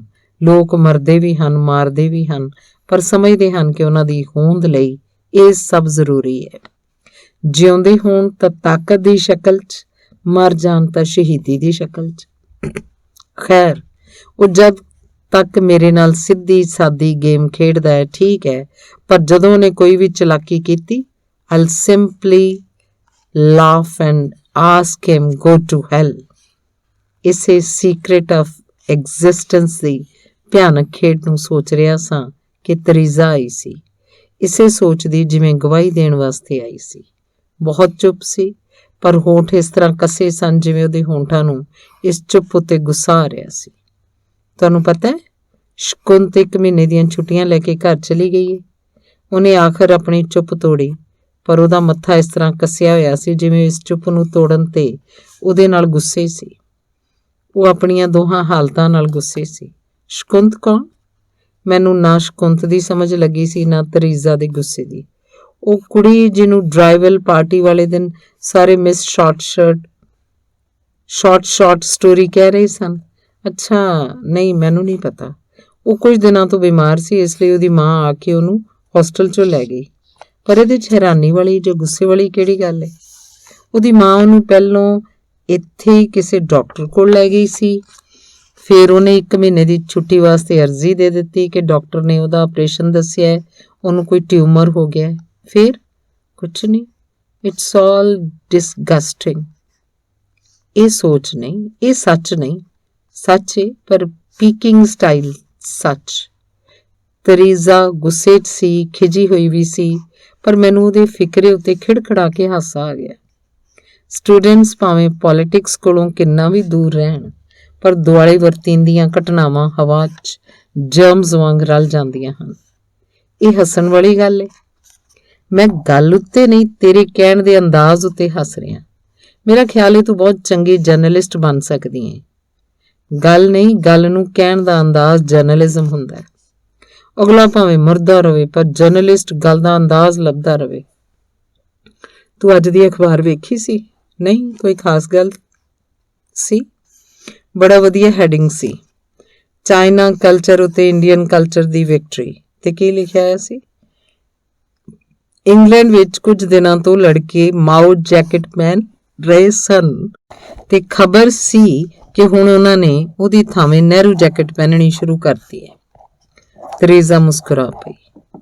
ਉਹਦਾ ਰੌਂ ਕੁਝ ਸੁਭਾਵਿਕ ਜਿਹਾ ਹੋਇਆ। ਇਸ ਲਈ ਮੈਂ ਆਖਿਆ, this is journalism, you must appreciate. ਹਾਂ, ਪਰ ਮੈਂ ਇਸ ਵੇਲੇ ਜਰਨਲਿਸਟ ਬਣ ਕੇ ਗੱਲ ਨਹੀਂ ਕਰ ਰਹੀ। ਉਹ ਮੇਰੇ ਨਾਲ ਪੜ੍ਹਦੀ ਸੀ। ਮੈਨੂੰ ਸੱਚਮੁੱਚ ਇੱਕ ਦੁੱਖ ਹੈ। ਉਹਦੇ ਉੱਤੇ ਗੁੱਸਾ ਵੀ ਆ ਰਿਹਾ, ਪਰ ਗੁੱਸਾ ਸਿਰਫ ਉਹਦੇ ਉੱਤੇ ਨਹੀਂ, ਉਸ ਲੜਕੇ ਉੱਤੇ ਵੀ ਆ ਰਿਹਾ। ਕਿਸ ਲੜਕੇ ਉੱਤੇ? ਜਿਹਦੇ ਕਰਕੇ ਸਭ ਕੁਝ ਹੋਇਆ ਹੈ। ਤੁਸੀਂ ਉਹਨੂੰ ਨਹੀਂ ਜਾਣਦੇ ਸ਼ਾਇਦ। ਉਹ ਆਰਟ ਕਰਦਾ ਪਿਆ, ਹੋਸਟਲ ਦਾ ਲੜਕਾ ਨਹੀਂ। ਉਹਨੂੰ ਇਸ ਗੱਲ ਦਾ ਪਤਾ ਹੈ? ਮੈਂ ਪੁੱਛਿਆ। ਹੁਣ ਮੈਨੂੰ ਤਰੀਜ਼ਾ ਦੀ ਖਿਝ ਪਤਾ ਲੱਗ ਗਈ। ਬਿਲਕੁਲ ਪਤਾ ਹੈ। ਪਿਛਲੇ ਦਿਨਾਂ 'ਚ ਸ਼ਕੁੰਤ ਨਾਲ ਵਿਆਹ ਦਾ ਇਕਰਾਰ ਵੀ ਕਰਦਾ ਰਿਹਾ ਸੀ, ਪਰ ਜਦੋਂ ਗੱਲ ਸਾਹਮਣੇ ਆਈ ਤਾਂ ਉਹ ਸਾਫ਼ ਮੁੱਕਰ ਗਿਆ। ਸ਼ਕੁੰਤ ਦੀ ਮਾਂ ਨੇ ਜਦੋਂ ਉਹਨੂੰ ਬੁਲਾ ਕੇ ਗੱਲ ਕੀਤੀ, ਉਹ ਉਲਟਾ ਬੋਲਣ ਲੱਗ ਪਿਆ ਕਿ ਸ਼ਕੁੰਤ ਚੰਗੀ ਕੁੜੀ ਨਹੀਂ ਸੀ, ਉਹ ਇੱਕ ਅਮੀਰ ਦਾ ਲੜਕਾ ਸੀ, ਇਸ ਲਈ ਉਹਨੂੰ ਉਹ ਜ਼ਬਰਦਸਤੀ ਹੁੱਕ ਕਰਦੀ ਪਈ ਸੀ। It's really sad. Sad? It's horrible. Teresa ਕੁਝ ਦੇਰ ਚੁੱਪ ਰਹੀ, ਫਿਰ ਖੌਲ ਜਿਹੀ ਪਈ। ਉਹਦੀ ਸ਼ਕਲ ਇੰਝ ਹੋ ਗਈ ਸੀ ਜਿਵੇਂ ਉਹ ਇੱਕ ਕੁੜੀ ਨਹੀਂ ਰਹਿ ਗਈ, ਕੁੜੀ ਦਾ ਪ੍ਰੇਤ ਬਣ ਗਈ ਸੀ। ਤੁਹਾਨੂੰ ਪਤਾ ਨਹੀਂ ਉਹ ਕਿੰਨੀ ਸ਼ਾਰਪ ਸੀ। ਗੱਲ ਕਿੰਨੀ ਲੰਬੀ ਹੋਵੇ ਉਹ ਇੱਕ ਫਿਕਰੇ 'ਚ ਆਖ ਸਕਦੀ ਸੀ। ਇਸੇ ਲਈ ਉਹਦਾ ਨਾਂ ਜਾਵੇਦ ਨੇ ਮਿਸ ਸ਼ਾਰਟ ਸਟੋਰੀ ਪਾਇਆ ਸੀ, ਪਰ ਉਹਦਾ ਸਭ ਕੁਝ ਉਹਦੀ ਇੱਕੋ ਫਿਕਰੇ ਨਾਲ ਮੁੱਕ ਗਿਆ। ਤੇ ਤਰੀਜ਼ਾ ਨੇ ਹੱਫ ਜਿਹੀ ਗਈ ਨੇ ਆਖਿਆ, ਐਗਜ਼ਿਸਟੈਂਸ ਸਿਰਫ ਆਪਣੀ ਜ਼ਰੂਰੀ ਹੁੰਦੀ ਹੈ, ਦੂਸਰੇ ਦੀ ਨਹੀਂ। ਇੱਕ ਦੀ ਐਗਜ਼ਿਸਟੈਂਸ ਦੂਸਰੇ ਦੀ ਲਾਸ਼ ਉੱਤੋਂ ਲੰਘਿਆਂ ਹੀ ਕਾਇਮ ਰਹਿ ਸਕਦੀ ਹੈ। ਜਵਾਬ ਵਿੱਚ ਕੀ ਕਹਿ ਸਕਦਾ ਸੀ? ਲਾਸ਼ ਮਨੁੱਖ ਦੀ ਹੋਵੇ ਜਾਂ ਕੀਮਤਾਂ ਦੀ। ਦੁਨੀਆ 'ਚ ਕਿੰਨੇ ਕੁ ਪੈਰ ਹਨ ਜੋ ਲਾਸ਼ਾਂ ਦੇ ਉੱਤੇ ਨਹੀਂ ਲੰਘ ਰਹੇ। ਐਗਜ਼ਾਈਲਡ। ਅਚਾਨਕ ਇਹ ਲਫ਼ਜ਼ ਮੇਰੀ ਜ਼ਬਾਨ ਤੇ ਆਇਆ, ਫਿਰ ਉੱਥੇ ਖਲੋ ਗਿਆ, ਇੱਕ ਸਾਲਿਡੇ ਟੁਕੜੇ ਵਾਂਗ, ਸ਼ਾਇਦ ਚਿੰਗਮ ਵਾਂਗ, ਕਿਉਂਕਿ ਮੇਰੀ ਜ਼ਬਾਨ ਇਹਨੂੰ ਹੌਲੀ ਹੌਲੀ ਚੂਸ ਰਹੀ ਹੈ ਤੇ ਇਸ ਦੀ ਫਲੇਵਰ ਮੇਰੇ ਅੰਦਰ ਵਾਰ ਉਤਰਦੀ ਪਈ ਹੈ। ਹੁਣ ਮੈਂ ਸਮਝ ਸਕਦਾ ਕਿ ਐਗਜ਼ਿਸਟੈਂਸ ਦਾ ਭਿਆਨਕ ਸੀਕ੍ਰੇਟ ਮੇਰੇ ਨਾਲ ਕਿਉਂ ਨਹੀਂ ਕੁਝ ਕਰ ਸਕਦਾ। ਮੈਂ ਉਹਦੀ ਹੱਦ ਤੋਂ ਪਰੇ ਹਾਂ। ਮੈਂ ਜਲਾਵਤਨ ਹਾਂ। ਮੈਂ ਹੁਣੇ ਆਪਣੇ ਟਰੰਕ ਵਿੱਚੋਂ ਪੁਰਾਣੀ ਐਲਬਮ ਕੱਢੀ ਸੀ। ਬਹੁਤ ਸਾਰੀਆਂ ਮੇਰੀਆਂ ਹੀ ਤਸਵੀਰਾਂ ਸਨ। ਮੈਂ ਵੇਖਦਾ ਰਿਹਾ। ਸ਼ਕਲ ਕੁਝ ਪਛਾਣੀ ਲੱਗਦੀ ਸੀ, ਪਰ ਇਸ ਤਰ੍ਹਾਂ ਜਿਵੇਂ ਜਿਹਦੀ ਵੀ ਉਹ ਸ਼ਕਲ ਸੀ ਉਹ ਮੇਰਾ ਵਾਕਫ ਨਹੀਂ ਸੀ। ਐਲਬਮ ਵਿੱਚ ਮਾਂ ਦੀ ਤਸਵੀਰ ਸੀ, ਬਾਪ ਦੀ ਤਸਵੀਰ ਸੀ। ਮੈਂ ਕੋਸ਼ਿਸ਼ ਕੀਤੀ ਸੀ ਕਿ ਉਹ ਤਸਵੀਰਾਂ ਵਿੱਚੋਂ ਹਿੱਲ ਕੇ ਤੇ ਉਹਦੇ ਵਿੱਚੋਂ ਨਿਕਲ ਕੇ ਕੁਝ ਮੇਰੇ ਵੱਲ ਉੱਲਰ ਪੈਣ ਤੇ ਮੈਂ ਉਹਨਾਂ ਦੀ ਹੋਂਦ ਨੂੰ ਮਹਿਸੂਸ ਕਰ ਸਕਾਂ, ਪਰ ਕੁਝ ਨਹੀਂ ਹੋਇਆ। ਉਹ ਚੁੱਪਚਾਪ ਤਸਵੀਰਾਂ ਦੇ ਅੰਦਰ ਬੈਠੇ ਰਹੇ। ਇਹ ਦਿਨ ਦਾ ਸ਼ਾਇਦ ਤੀਸਰਾ ਪਹਿਰ ਹੈ। ਜਾਪਦਾ ਹੈ ਜ਼ਿੰਦਗੀ ਦਾ ਵੀ ਸ਼ਾਇਦ ਤੀਸਰਾ ਪਹਿਰ ਹੈ, ਤੇ ਸਾਰੇ 4 ਪਹਿਰ ਹੀ ਤਾਂ ਹੁੰਦੇ ਨੇ, ਤੇ ਚੌਥਾ ਪਹਿਰ ਵੀ ਕਿਸੇ ਨਾ ਕਿਸੇ ਤਰ੍ਹਾਂ ਬੀਤ ਹੀ ਜਾਏਗਾ। ਚੌਥਾ ਪਹਿਰ। ਇੱਕ ਦਿਨ ਨਲਿਨ ਨੇ ਸਾਰਿਆਂ ਦੀ ਇੱਕ ਅਰਜੈਂਟ ਮੀਟਿੰਗ ਬੁਲਾਈ ਸੀ। ਕਮਰਾ ਮੇਰਾ ਚੁਣਿਆ ਸੀ। ਦਫ਼ਤਰੀ ਕਾਰਵਾਈ ਵਾਂਗ ਟਾਈਪ ਕੀਤਾ ਹੋਇਆ ਕਾਗਜ਼ ਸੀ, ਜਿਹਦੇ ਹੇਠਾਂ ਏਜੰਡਾ ਲਿਖਿਆ ਹੋਇਆ ਸੀ, ਟੂ ਕੰਸੋਲ ਮਿਸ ਮਿਸਟਰੀ। ਉਸ ਕੁੜੀ ਦਾ ਨਾਂ ਸ਼ਾਇਦ ਮੋਨਿਕਾ ਹੈ। ਉਂਝ ਮੋਨੀ ਕਹਿ ਕੇ ਬੁਲਾਉਂਦੇ ਹਨ। ਪਤਾ ਲੱਗਾ ਕਿ ਮੋਨੀ ਨੂੰ ਘਰੋਂ ਮਾਂ-ਬਾਪ ਦਾ ਖਾਤਾ ਆਇਆ ਸੀ ਕਿ ਉਹਨਾਂ ਨੇ ਉਹਦੇ ਵਿਆਹ ਦਾ ਸਭ ਕੁਝ ਪੱਕਾ ਕਰ ਲਿਆ ਸੀ। ਵਿਆਹ ਇਮਤਿਹਾਨ ਤੋਂ ਬਾਅਦ ਹੋਏਗਾ, ਪਰ ਸਗਾਈ ਦੀ ਰਸਮ ਵਾਸਤੇ ਉਹਨਾਂ ਨੇ ਇੱਕ ਦਿਨ ਲਈ ਮੋਨੀ ਨੂੰ ਇਲਾਹਾਬਾਦ ਬੁਲਾਇਆ ਸੀ। ਨਲਿਨ ਮੁਸਕਰਾ ਰਿਹਾ ਸੀ। ਮੋਨੀ ਚਿੜੀ ਹੋਈ ਉਹਦੇ ਵੱਲ ਵੇਖ ਰਹੀ ਸੀ। ਕਿਸੇ ਕਿਸੇ ਵੇਲੇ ਉੱਬਲ ਕੇ ਆਖ ਦਿੰਦੀ ਸੀ, ਯੂ ਡੈਵਿਲ। ਹਾਂ, ਮੈਂ ਡੈਵਿਲ ਹਾਂ। So you must marry an angel. You shut up. ਲਫ਼ਜ਼ ਖੋਲ ਰਹੇ ਸਨ। ਗੱਲ ਦਾ ਸਿਰ ਪੈਰ ਪਤਾ ਨਹੀਂ ਸੀ ਲੱਗ ਰਿਹਾ। ਸ਼ੀਲਾ ਬਾਕੀ ਕੁੜੀਆਂ ਵਿੱਚੋਂ ਮੋਨੀ ਦੀ ਕੁਝ ਵੱਧ ਸਹੇਲੀ ਹੈ। ਆਖਰ ਮੈਂ ਉਹਨੂੰ ਪੁੱਛਿਆ ਕਿ ਗੱਲ ਕੀ ਸੀ। ਹਾਂ, ਮਿਸ ਸਟੇਟਮੈਂਟ ਸਾਰੀ ਗੱਲ ਦੱਸੇਗੀ, ਜਾਵੇਦ ਨੇ ਹਾਮੀ ਭਰੀ। ਸ਼ੀਲਾ ਬੋਲਣ ਲੱਗੀ ਤਾਂ ਕੇਵਲ ਨੇ ਹੌਲੀ ਜਿਹੀ ਕਹਿ ਦਿੱਤਾ, ਪਲੀਜ਼ ਜ਼ਰਾ ਖਿਆਲ ਰੱਖਣਾ, ਸਟੇਟਮੈਂਟ ਲੰਬੀ ਨਾ ਹੋਏ, ਬੀ ਬਰੀਫ। ਸ਼ੀਲਾ ਚਿੜ ਗਈ, ਬੋਲੀ ਨਹੀਂ। ਗੱਲ ਇਹ ਹੈ, ਆਖਿਰ ਨਲਿਨ ਆਖਣ ਲੱਗਾ, ਕਿ ਮੋਨੀ ਦੇ ਮਾਤਾ ਜੀ ਹਰ ਤੀਸਰੇ ਮਹੀਨੇ ਇੱਕ ਲੜਕਾ ਲੱਭ ਲੈਂਦੇ ਨੇ। Discovery of bridegrooms. Javed ਬੋਲ ਪਿਆ। ਹਾਸਾ ਛਿੜ ਪਿਆ ਤਾਂ ਮੋਨੀ ਦਾ ਗੁੱਸਾ ਹੋਰ ਤੇਜ਼ ਹੋ ਗਿਆ। ਸ਼ੀਲਾ ਦਾ ਗੁੱਸਾ ਇੰਨੇ ਵਿੱਚ ਲੈ ਗਿਆ ਸੀ। ਉਹਨੇ ਗੱਲ ਦੱਸੀ ਕਿ ਮੋਨੀ ਦੇ ਮਾਤਾ ਜੀ ਜਿਹੜਾ ਵੀ ਲੜਕਾ ਲੱਭਦੇ ਹਨ, ਮੋਨੀ ਨੂੰ ਪਸੰਦ ਨਹੀਂ ਆਉਂਦਾ। ਪਿਛਲੀ ਵਾਰ ਉਹਨਾਂ ਨੇ ਇੱਕ ਬੜੇ ਅਮੀਰ ਮਿਲ ਮਾਲਕ ਦਾ ਪੁੱਤਰ ਲੱਭਿਆ ਸੀ। ਮੋਨੀ ਨੇ ਆਖ ਦਿੱਤਾ ਕਿ I can't be a piece of furniture in his drawing room। ਤੇ ਇਸ ਵਾਰੀ ਯਾਦ ਨਹੀਂ ਕਿਹਨੇ ਪੁੱਛਿਆ ਸੀ। ਇਸ ਵਾਰੀ ਮਿਲਟਰੀ ਦਾ ਇੱਕ ਅਫਸਰ ਏ, ਸ਼ੀਲਾ ਨੇ ਜਵਾਬ ਦਿੱਤਾ ਤੇ ਦੱਸਿਆ। ਇਸ ਵਾਰ ਮੋਨੀ ਆਖਦੀ ਏ, I can't be a party doll। ਕਿਤੇ ਇਸ਼ਕ ਦਾ ਜ਼ਖਮ ਤਾਂ ਨਹੀਂ ਖਾ ਲਿਆ। ਕੇਵਲ ਮੋਨੀ ਵੱਲ ਵੀ ਵੇਖ ਰਿਹਾ ਸੀ ਤੇ ਨਲਿਨ ਵੱਲ ਵੀ। ਜੇ ਇਹ ਗੱਲ ਹੋਵੇ ਤਾਂ ਫਿਰ ਵਿਆਹ ਦੀ ਪੁਲਟਸ ਬਹੁਤ ਛੇਤੀ ਬੰਨ੍ਹ ਦੇਣੀ ਚਾਹੀਦੀ ਹੈ। ਆਖਰ ਮੈਂ ਰੋਡ ਸਕਾਲਰ ਹਾਂ, ਮੈਂ ਮਰਜ਼ ਦਾ ਇਲਾਜ ਦੱਸ ਸਕਦਾ। ਰਾਹੁਲ ਕੰਧ ਦੇ ਕੋਲ ਬੈਠਾ ਹੋਇਆ ਸੀ, ਪਰ ਇਹ ਗੱਲ ਆਖਦਾ ਉਹ ਗਾਂਹ ਹੋ ਕੇ ਬਹਿ ਗਿਆ ਤੇ ਹੱਥ ਗਾਂਹ ਕਰਕੇ ਮੋਨੀ ਨੂੰ ਆਖਣ ਲੱਗਾ, ਬੀਬੀ ਜ਼ਰਾ ਆਪਣੀ ਨਬਜ਼ ਵਿਖਾਓ। ਜਾਵੇਦ ਦਾ ਹਾਸਾ ਸਾਰਿਆਂ ਤੋਂ ਉੱਚਾ ਸੀ। ਰਾਹੁਲ ਬਿਲਕੁਲ ਨਹੀਂ ਸੀ ਹੱਸ ਰਿਹਾ ਤੇ ਆਖ ਰਿਹਾ ਸੀ, ਇਹ ਅਜ਼ਮਾਈ ਹੋਈ ਗੱਲ ਹੈ। ਇੱਕ ਰਾਜੇ ਦੀ ਬੇਟੀ ਇਸੇ ਤਰ੍ਹਾਂ ਮੋਨਾ ਵਾਂਗ ਹੁੰਦੀ ਸੀ। ਰਾਜਾ ਉਹਦੇ ਲਈ ਜਿਹੜਾ ਵੀ ਰਾਜਕੁਮਾਰ ਲੱਭਦਾ ਉਹ ਰੋਣਾ ਸ਼ੁਰੂ ਕਰ ਦਿੰਦੀ। ਆਖਰ ਮੇਰੇ ਵਰਗੇ ਇੱਕ ਹਕੀਮ ਨੇ ਇਲਾਜ ਲੱਭਿਆ। ਮੋਨਾ ਵਾਂਗ ਉਹ ਵੀ ਨਹੀਂ ਸੀ ਦੱਸਦੀ ਕਿ ਆਖਰ ਉਹ ਚਾਹੁੰਦੀ ਕੀ ਸੀ। ਉਹਨੇ ਰਾਜਕੁਮਾਰੀ ਦੀ ਨਬਜ਼ ਉੱਤੇ ਉਂਗਲ ਰੱਖ ਲਈ ਤੇ ਕਿਸੇ ਨੂੰ ਆਖਣ ਲੱਗਾ ਕਿ ਇਸ ਦੇਸ਼ ਦੇ ਸਭ ਖੂਬਸੂਰਤ ਨੌਜਵਾਨਾਂ ਦੇ ਨਾਂ ਗਿਣੋ। ਆਖਰ ਉਹਨੇ ਲੱਭ ਲਿਆ ਕਿ ਇੱਕ ਖਾਸ ਨਾਂ ਦੇ ਲੈਂਦਿਆਂ ਹੀ ਨਬਜ਼ ਤੇਜ਼ ਹੋ ਜਾਂਦੀ ਸੀ।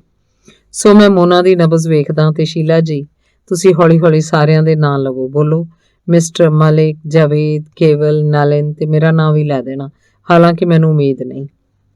ਮੋਨਾ ਨੇ ਗੁੱਸੇ 'ਚ ਆ ਕੇ ਰਾਹੁਲ ਦਾ ਅਗਾਂਹ ਕੀਤਾ ਹੋਇਆ ਹੱਥ ਮਰੋੜਿਆ ਤੇ ਉੱਠ ਕੇ ਪਰਾਂ ਨੁੱਕਰ 'ਚ ਜਾ ਬੈਠੀ।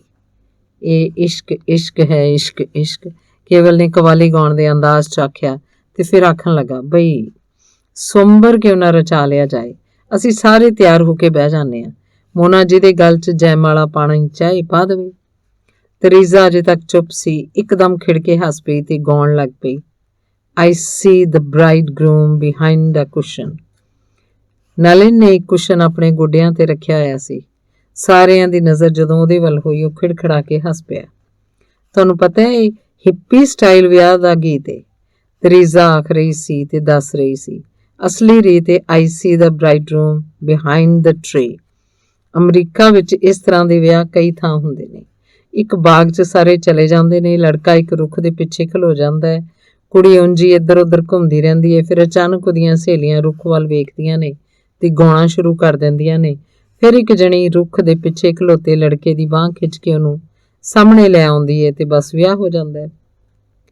U A cunning Fox, Nalin ਤਰੀਜ਼ਾ ਨੂੰ ਆਖ ਰਿਹਾ ਸੀ ਤੇ ਹੱਸ ਰਿਹਾ ਸੀ। ਫਿਰ ਇਹ ਸਾਰੀ ਮੁਸੀਬਤ ਕਿਸ ਗੱਲ ਦੀ? ਮੋਨਾ ਆਪਣੀ ਮਾਤਾ ਜੀ ਨੂੰ ਖਤ ਲਿਖ ਦੇਵੇ ਤੇ ਬਸ, ਰਾਹੁਲ ਆਖ ਰਿਹਾ ਸੀ। ਮੇਰੇ ਖਤ ਲਿਖਣ ਨਾਲ ਕੀ ਹੁੰਦਾ ਹੈ? ਮੋਨਾ ਪਰਾਂ ਕੰਧ ਕੋਲ ਬੈਠੀ ਗੁੱਸੇ ਵਿੱਚ ਬੋਲ ਪਈ। ਹੌਟ ਰੈਡ ਮਾਮਾ, ਪੇਲ ਮੂਨ ਮਾਮਾ। ਨਲਿਨ ਕੁਸ਼ਨ ਨੂੰ ਪੈਰਾਂ ਹੇਠ ਰੱਖ ਕੇ ਖਲੋ ਗਿਆ ਤੇ ਗਾਉਣ ਲੱਗ ਪਿਆ। ਮਾਂ ਕੋਲੋਂ ਡਰ ਲੱਗਦਾ? ਜਾਵੇਦ ਨੇ ਮੋਨਾ ਦੀ ਬਾਂਹ ਖਿੱਚ ਕੇ ਉਹਨੂੰ ਕੰਧ ਨਾਲੋਂ ਉਰਾਂ ਕਰ ਲਿਆ ਤੇ ਆਖਣ ਲੱਗਾ, ਤੂੰ ਡਰਦੀ ਕਿਉਂ? ਅਸੀਂ ਸਾਰੇ ਨਲਿਨ ਦੇ ਪਿੱਛੇ ਬਰਾਤੀ ਬਣ ਕੇ ਤੁਰ ਪੈਂਦੇ ਹਾਂ। ਮੇਰਾ ਮਤਲਬ ਹੈ ਸਾਰੇ ਬਰਾਤੀ ਬਣ ਜਾਣਗੇ, ਪਰ ਮੈਂ ਸਰਬਾਲਾ ਬਣਾਂਗਾ। ਮੋਨਾ ਨੇ ਜਾਵੇਦ ਨੂੰ ਕੁਝ ਆਖਣ ਦੀ ਥਾਂ ਘੂਰ ਕੇ ਨਲਿਨ ਵੱਲ ਵੇਖਿਆ। ਨਲਿਨ ਨੇ ਹੌਟ ਰੈਡ ਮਾਮਾ ਵਾਲਾ ਗੀਤ ਵਿੱਚੇ ਛੱਡ ਦਿੱਤਾ, ਗੰਭੀਰ ਹੋ ਕੇ ਖਲੋ ਗਿਆ ਤੇ ਆਖਣ ਲੱਗਾ, ਜੰਝ, ਬਰਾਤ, ਢੋਲ ਢਮੱਕਾ, ਬੈਂਡ ਬਾਜੇ, ਇਹ ਸਭ ਵਿਆਹ ਵਰਗੀ ਚੀਜ਼ ਦੀ ਵਲਗਰਾਈਜੇਸ਼ਨ ਨੇ। I can't be that vulgar। ਤੇ ਜੰਝ ਬਰਾਤ ਨਾ ਸਹੀ, ਉਹ ਤੋਂ ਬਗੈਰ ਵੀ ਤਾਂ, ਸ਼ੀਲਾ ਆਖ ਰਹੀ ਸੀ। ਨਲਿਨ ਕੁਝ ਦੇਰ ਚੁੱਪ ਰਿਹਾ। ਉਹ ਆਪਣੀ ਚੁੱਪ ਵਿੱਚ ਹੀ ਹਮੇਸ਼ਾ ਅਸਲੀ ਹੁੰਦਾ ਹੈ, ਕਿਉਂਕਿ ਇਸ ਚੁੱਪ ਤੋਂ ਬਾਅਦ ਉਹ ਜੋ ਕੁਝ ਆਖਦਾ ਆਪਣੇ ਆਪ ਨੂੰ ਲਫ਼ਜ਼ਾਂ ਦੇ ਵਿੱਚ ਪਾ ਕੇ ਆਖਦਾ ਹੈ। People marry in a hurry, make children at random, meet people in cafes, at weddings, at funerals, Nalin ਆਖ ਰਿਹਾ ਸੀ। ਜਾਵੇਦ ਨੇ ਗੱਲ ਟੁੱਕ ਕੇ ਆਖਿਆ, and that makes a society। ਤੇ ਫਿਰ ਜਦੋਂ ਇਸ ਸੁਸਾਇਟੀ ਦੇ ਮੈਂਬਰ 40 ਵਰ੍ਹਿਆਂ ਦੇ ਹੋਣ ਲੱਗਦੇ ਹਨ ਤਾਂ ਅਸੂਲ ਘਟਦੇ ਹਨ, ਮੁਹਾਵਰੇ ਘਟਦੇ ਹਨ, ਆਪਣੀ ਆਜ਼ਾਦੀ ਗਈ ਉਮਰ ਉੱਤੇ ਇਹਨਾਂ ਦੀ ਮੋਹਰ ਲਾ ਕੇ ਵਿਖਾਉਂਦੇ ਹਨ ਕਿ ਉਹਨਾਂ ਨੇ ਮਹਾਨ ਆਦਰਸ਼ਕ ਜ਼ਿੰਦਗੀ ਬਿਤਾਈ ਹੈ। ਨਲਿਨ ਕਹਿ ਰਿਹਾ ਸੀ, ਸਾਰਿਆਂ ਵੱਲ ਵੇਖ ਕੇ, ਪਰ ਬਹੁਤਾ ਮੋਨਾ ਵੱਲ ਵੇਖ ਕੇ। ਨਲਿਨ ਦੇ ਖਿਆਲਾਂ ਦਾ ਮੈਨੂੰ ਪਤਾ ਸੀ। ਉਂਝ ਇਹ ਲਫ਼ਜ਼ ਨਲਿਨ ਨੇ ਜਦੋਂ ਪੜ੍ਹੇ ਸਨ ਮੈਨੂੰ ਉਹ ਵੀ ਪਤਾ ਸੀ। ਮੈਂ ਕੁਝ ਨਹੀਂ ਆਖਿਆ। ਗੱਲ ਨਾਲ ਸਹਿਮਤ ਹੋਏ ਤਾਂ ਪਰਾਏ ਲਫ਼ਜ਼ ਵੀ ਆਪਣੇ ਹੋ ਜਾਂਦੇ ਨੇ। I love Mona, I want her as a friend, maybe life long friend plus. Nalin ਨੇ ਇੰਨਾ ਕੁ ਫੇਰ ਆਖਿਆ ਤੇ ਚੁੱਪ ਕਰ ਗਿਆ। ਮੈਂ ਇਹ ਸਮਝ ਸਕਦੀ ਹਾਂ, ਪਰ ਮੇਰੀ ਮਾਂ ਨਹੀਂ ਸਮਝ ਸਕਦੀ। ਮੋਨਾ ਦੀ ਆਵਾਜ਼ ਉਸ ਕਮਰੇ ਵਿੱਚ ਵੀ ਸੀ ਤੇ ਕਮਰੇ ਤੋਂ ਦੂਰ ਵੀ ਸੀ। ਕੇਵਲ ਕਾਲੀਦਾਸ ਜੀ, ਮਾਂ ਦੇ ਨਾਮ ਕੋਈ ਸੰਦੇਸ਼ ਰਚੋ, ਰਾਹੁਲ ਨੇ ਆਖਿਆ ਤੇ ਕਮਰੇ ਦੀ ਭਾਰੀ ਜੀ ਹੋ ਗਈ ਹਵਾ ਨੂੰ ਕੁਝ ਹਿਲਾਇਆ। ਦੇਖ ਮੋਨਾ, ਸਿੱਧੀ ਜੀ ਗੱਲ ਹੈ, ਤੈਨੂੰ ਨਲਿਨ ਚਾਹੀਦਾ ਹੈ ਤਾਂ ਇਹਨੂੰ ਉਸ ਤਰ੍ਹਾਂ ਹੀ ਲੈਣਾ ਪਏਗਾ ਜਿਸ ਤਰ੍ਹਾਂ ਹੀ ਹੈ, ਸ਼ੀਲਾ ਆਖ ਰਹੀ ਸੀ। Mona, you can't make an ordinary bridegroom out of him, Javed ਨੇ ਫੈਸਲੇ ਵਾਂਗ ਆਖ ਦਿੱਤਾ ਸੀ। I don't know what to do, Mona ਨੇ ਸਿਰਫ ਇੰਨਾ ਆਖਿਆ ਤੇ ਚੁੱਪ ਕਰ ਗਈ। ਮੇਰਾ ਖਿਆਲ ਹੈ ਤੂੰ ਵਿਆਹ ਕਰ ਲੈ, ਜਿੱਥੇ ਮਾਂ ਆਖਦੀ ਹੈ। ਫਿਰ ਕਦੀ ਨਲਿਨ ਨੂੰ ਟੈਲੀਫੋਨ ਕਰ ਲਿਆ ਕਰੀ, ਕਿਉਂਕਿ ਮਿਲਟਰੀ ਵਾਲਿਆਂ ਨੂੰ ਟੈਲੀਫੋਨ ਮੁਫਤ ਮਿਲਦੇ ਨੇ। ਤਰੀਜ਼ਾ ਅਚਾਨਕ ਬੋਲ ਪਈ ਸੀ। ਇੰਨਾ ਕੋਈ ਨਹੀਂ ਸੀ ਤਰਬਕਿਆ ਜਿੰਨਾ ਮੈਂ। ਤਰੀਜ਼ਾ ਕੋਲੋਂ ਇੰਨੀ ਜ਼ਹਿਰ ਵਿੱਚ ਬੁਝੀ ਹੋਈ ਗੱਲ ਦੀ ਮੈਨੂੰ ਆਸ ਨਹੀਂ ਸੀ। ਮਜਬੂਰੀ ਦਾ ਨਾਮ ਮਹਾਤਮਾ ਗਾਂਧੀ ਹੈ, ਰਾਹੁਲ ਆਖ ਰਿਹਾ ਸੀ। ਸ਼ਾਇਦ ਤਰੀਜ਼ਾ ਦੀ ਗੱਲ ਦਾ ਜ਼ਹਿਰ ਹੌਲਾ ਕਰਨ ਵਾਸਤੇ ਆਖ ਰਿਹਾ ਸੀ। ਸਾਰੇ ਚਲੇ ਗਏ। ਜੋ ਕੁਝ ਕਿਸੇ ਦੇ ਮਨ 'ਚ ਸੀ ਜਾਂ ਜੋ ਵੀ ਕੁਝ ਕਿਸੇ ਨੂੰ ਸਮਝ ਆਇਆ ਸੀ ਉਹ ਕਹਿੰਦੇ ਸੁਣਦੇ ਰਹੇ ਸਨ।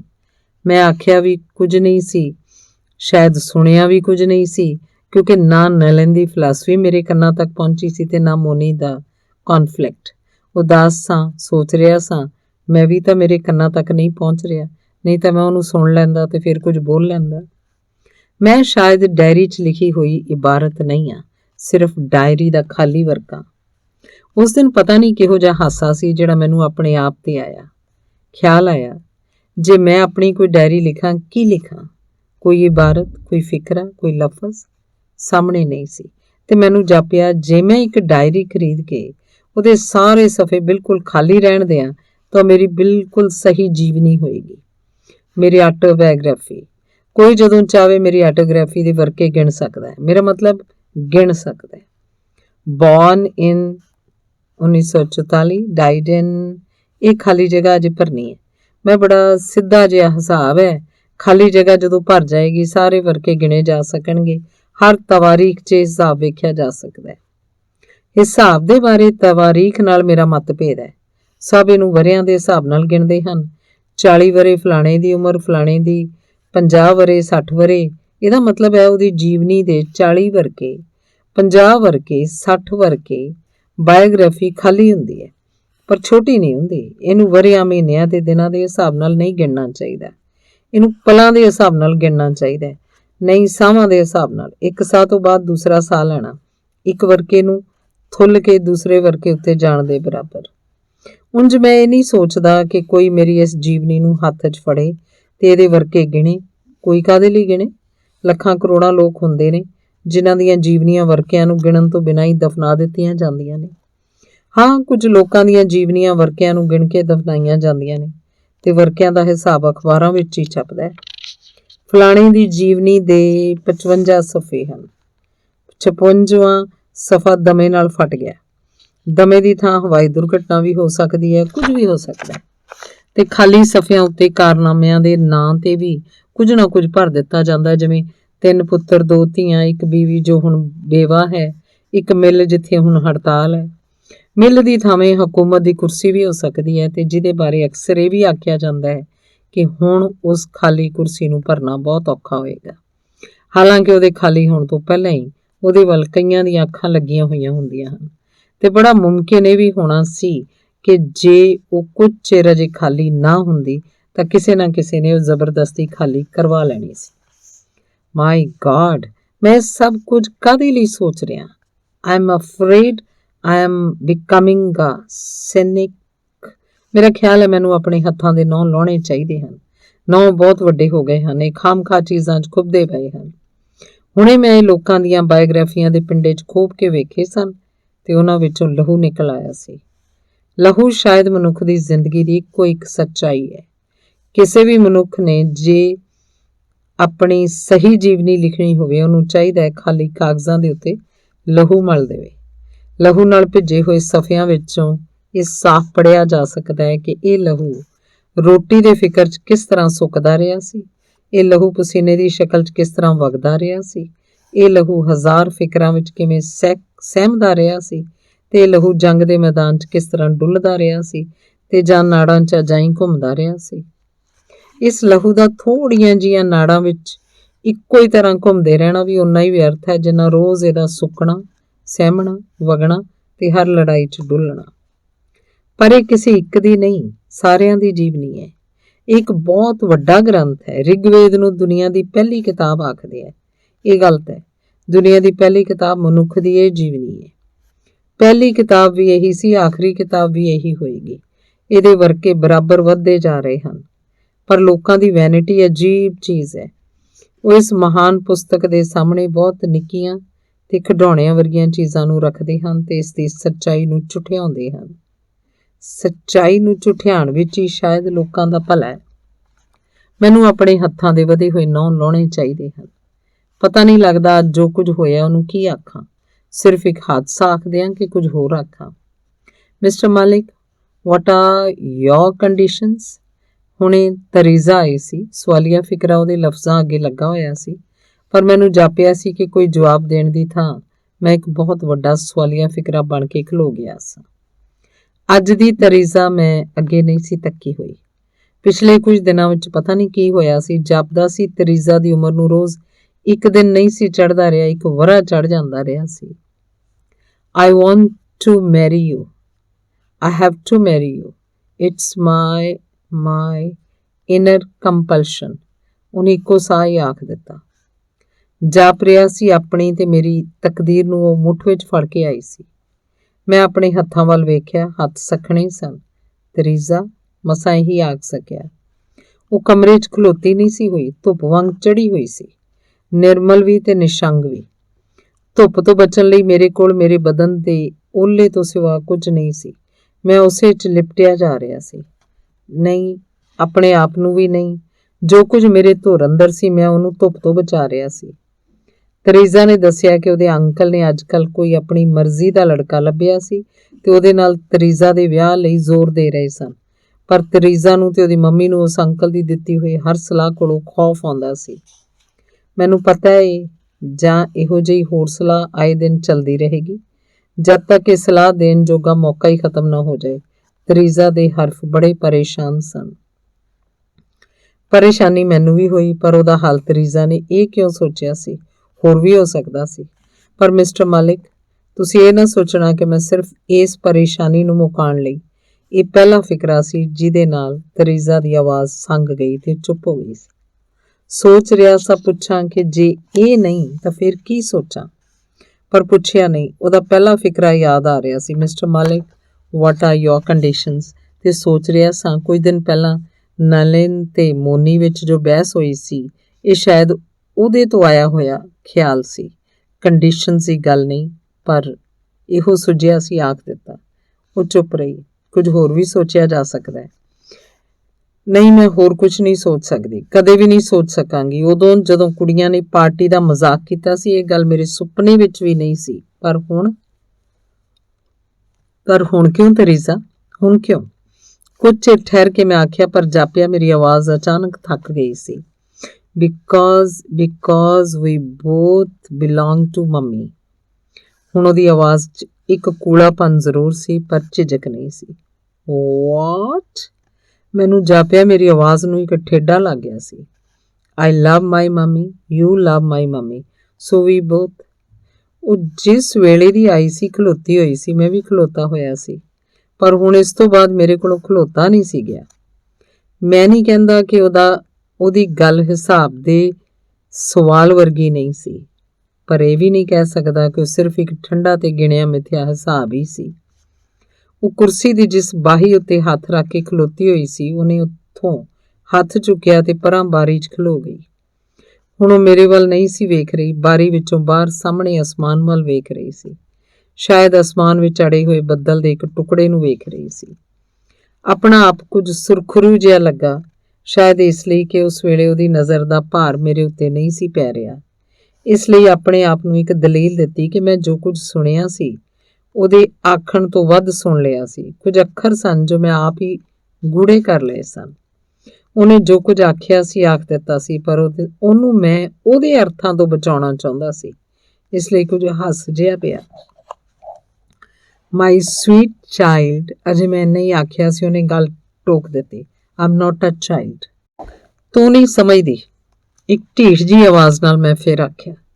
ਉਹ ਬਾਰੀ ਕੋਲੋਂ ਉਰਾਂ ਆ ਗਈ, ਅਸਲੋਂ ਮੇਰੀ ਕੁਰਸੀ ਦੇ ਕੋਲ ਖਲੋ ਗਈ। ਉਹਦੀ ਆਵਾਜ਼ 'ਚ ਇੱਕ ਹਲੀਮੀ ਜੀ ਆ ਗਈ। ਕਹਿਣ ਲੱਗੀ, ਪਰ ਤੁਸੀਂ ਇਹ ਮੇਰੇ ਕੋਲੋਂ ਛੁਪਾ ਕੇ ਕੀ ਕਰੋਗੇ? ਜੋ ਕੁਝ ਛੁਪਾਣਾ ਸੀ ਮੈਨੂੰ ਨਹੀਂ ਪਤਾ ਮੈਂ ਉਹਦਾ ਕੀ ਕਰਨਾ ਸੀ, ਪਰ ਉਹ ਮੇਰਾ ਸੀ, ਨਿਰਾ ਮੇਰਾ ਸੀ, ਇਸ ਲਈ ਛੁਪਾਣਾ ਸੀ। ਤੂੰ ਜੋ ਕੁਝ ਆਖਿਆ ਹੈ ਮੈਨੂੰ ਉਹਦਾ ਮਤਲਬ ਪਤਾ ਹੈ। ਮੈਨੂੰ ਜਾਪਿਆ ਮੇਰੀ ਆਵਾਜ਼ ਕੱਸੀ ਗਈ ਸੀ। ਸ਼ਾਇਦ ਬਹੁਤ ਖਤਰੇ ਵੇਲੇ ਇਨਸਾਨ ਬਹੁਤ ਤਣ ਜਾਂਦਾ ਹੈ। ਹਾਂ, ਉਹਨੇ ਹੋਠਾਂ ਨਾਲ ਨਹੀਂ ਸਿਰ ਹਿਲਾ ਕੇ ਆਖਿਆ। ਪਤਾ ਨਹੀਂ ਸੀ ਲੱਗ ਰਿਹਾ ਹੁਣ ਕੀ ਆਖਾਂ। ਮੈਨੂੰ ਬਾਅਦ ਵਿੱਚ ਪੁੱਛਣਾ, ਪਹਿਲਾਂ ਤੁਸੀਂ ਦੱਸੋ ਕਿ ਮੈਂ ਜੋ ਕੁਝ ਆਖਿਆ ਹੈ ਤੁਹਾਨੂੰ ਇਹਦਾ ਮਤਲਬ ਪਤਾ ਨਹੀਂ? ਜਵਾਬ ਮੇਰੇ ਹੱਥੋਂ ਫੜ ਕੇ ਉਹਨੇ ਆਪਣੇ ਹੱਥ 'ਚ ਲੈ ਲਿਆ ਸੀ। ਨਹੀਂ ਆਖ ਦਿੱਤਾ, ਪਰ ਜਾਪ ਰਿਹਾ ਸੀ ਕਿਸੇ ਕਚਹਿਰੀ 'ਚ ਖੜਾ ਸਾਂ ਤੇ ਇੱਕ ਝੂਠੀ ਗਵਾਹੀ ਦੇ ਰਿਹਾ ਸਾਂ। ਝੂਠੇ ਗਵਾਹ ਗੰਗਾ ਜਲੀ ਨੂੰ ਹੱਥ 'ਚ ਫੜ ਕੇ ਹਨ। ਮੈਂ ਗੰਗਾ ਜਲੀ ਛਾਤੀ 'ਚ ਪਾਈ ਹੋਈ ਸੀ। ਉਹ ਹੱਸ ਪਈ। ਜਾਪਿਆ ਉਹ ਕੁਝ ਮੋਢੇ ਦੇ ਕੋਲ ਝੁਕੀ ਹੋਈ ਵੀ ਸੀ। ਇੱਕ ਖੌਫ ਜਿਹਾ ਲੱਗਾ ਕਿ ਉਹ ਸ਼ਾਇਦ ਮੇਰੇ ਝੂਠ ਨੂੰ ਸੁੰਘਦੀ ਪਈ ਸੀ। ਚੀਜ਼ ਨੂੰ ਕੋਈ ਕੱਜ ਵਲੇਟ ਸਕਦਾ ਹੈ, ਪਰ ਉਹਦੀ ਹਵਾੜ ਦਾ ਕੋਈ ਕੀ ਕਰੇ। ਮੈਂ ਇੱਕ ਵਿਚਾਰਗੀ ਜਿਹੀ ਨਾਲ ਉਹਦੇ ਵੱਲ ਵੇਖਿਆ। ਇਹ ਸਭ ਕੁਝ ਤੈਨੂੰ ਕਿਸ ਤਰ੍ਹਾਂ ਪਤਾ ਹੈ? ਆਖਿਆ ਨਹੀਂ, ਪਰ ਇਹ ਸ਼ਾਇਦ ਮੇਰੀਆਂ ਅੱਖਾਂ 'ਚ ਲਿਖਿਆ ਹੋਇਆ ਸੀ, ਕਿਉਂਕਿ ਉਹਨੇ ਜੋ ਜਵਾਬ ਦਿੱਤਾ ਉਹ ਇਸੇ ਗੱਲ ਦਾ ਜਵਾਬ ਸੀ। ਆਖਣ ਲੱਗੀ, ਮੈਨੂੰ ਪਤਾ ਹੈ, ਬਹੁਤ ਦਿਨਾਂ ਦਾ ਪਤਾ ਹੈ। ਜਦੋਂ ਕੋਈ ਆਪ ਕਿਸੇ ਨੂੰ ਦਿਨੇ ਰਾਤੀ ਸੋਚ ਕੇ ਵੇਖਦਾ ਹੈ, ਉਦੋਂ ਤੁਹਾਨੂੰ ਇਹ ਵੀ ਪਤਾ ਲੱਗ ਜਾਂਦਾ ਹੈ। ਤੂੰ ਇੱਕ ਅੱਖਰ ਸੀ, ਪਰ ਸ਼ਾਇਦ ਮੈਂ ਇਹ ਵੀ ਨਹੀਂ ਸੀ ਆਖਿਆ, ਸਿਰਫ ਉਹਦੇ ਵੱਲ ਵੇਖਦਾ ਰਿਹਾ ਸੀ। ਵਾਟ ਅ ਸਟ੍ਰੇਂਜ ਟ੍ਰਾਇੰਗਲ, ਆਖਦੀ ਉਹ ਹੱਸ ਪਈ। ਸਿਰ ਨੀਵਾਂ ਪਾ ਲਿਆ। ਸਾਹਮਣੇ ਜੋ ਕੁਝ ਸੀ ਉਹਨੂੰ ਮੈਂ ਝੱਲ ਨਹੀਂ ਸੀ ਸਕਦਾ। ਫਿਰ ਜੇ ਤੈਨੂੰ ਇਹ ਪਤਾ ਹੈ, ਆਖਿਆ, ਪਰ ਮੈਂ ਉਹਦੇ ਕੋਲੋਂ ਅੱਖਾਂ ਚੁਰਾਈਆਂ ਹੋਈਆਂ ਸਨ, ਜਿਵੇਂ ਇਹ ਮੈਂ ਉਹਦੇ ਮੂੰਹ ਤੇ ਨਹੀਂ ਪਿੱਠ ਪਿੱਛੇ ਆਖ ਰਿਹਾ ਹਾਂ। ਪਤਾ ਹੈ, ਪਰ ਜੇ ਕੋਈ ਉਸ ਥਾਂ ਤੇ ਪਹੁੰਚ ਜਾਵੇ ਜਿੱਥੇ ਉਹਦੇ ਕੋਲੋਂ ਮੁਮਕਿਨ ਤੇ ਨਾਮੁਮਕਿਨ ਦੇ ਵਿਚਕਾਰ ਕੋਈ ਲੀਕ ਨਾ ਪਾਈ ਜਾਵੇ। ਮੈਂ ਚੌਂਕ ਕੇ ਉਹਦੇ ਵੱਲ ਵੇਖਿਆ।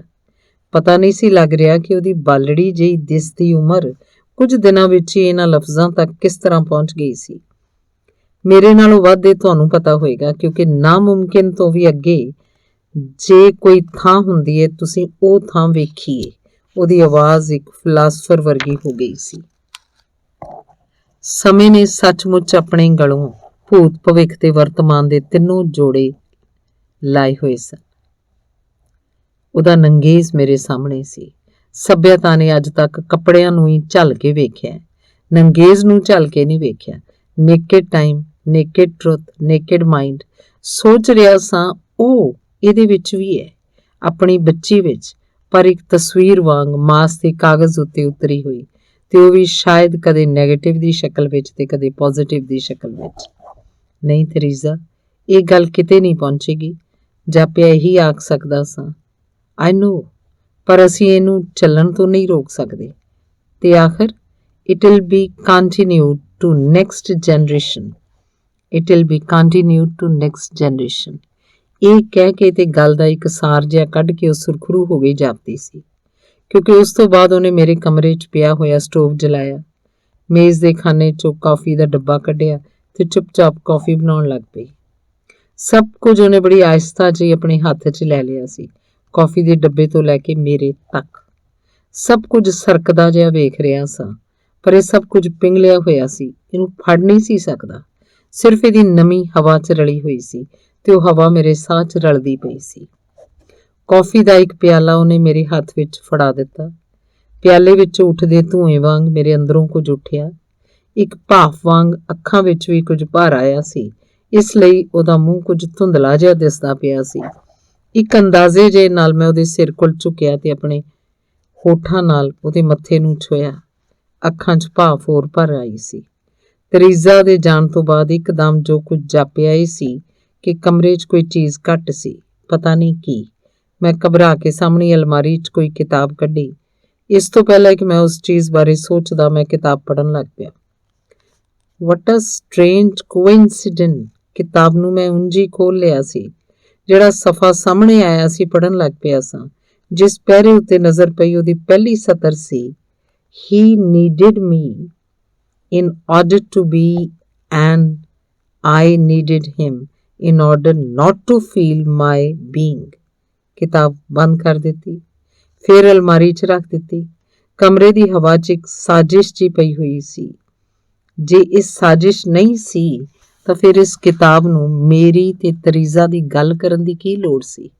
ਇਹ ਬਿਲਕੁਲ ਇਸ ਤਰ੍ਹਾਂ ਸੀ ਜਿਵੇਂ ਮੈਂ ਤਰੀਜ਼ਾ ਬਾਰੇ ਆਖ ਰਿਹਾ ਹੋਵਾਂ ਜਾਂ ਅੱਜ ਤੋਂ 20 ਵਰ੍ਹੇ ਪਿੱਛੋਂ ਆਖਾਂ ਕਿ she needed me in order to be and I needed her in order not to feel my being। ਕਹਾਣੀ ਅੱਗੇ ਤੁਰੇਗੀ।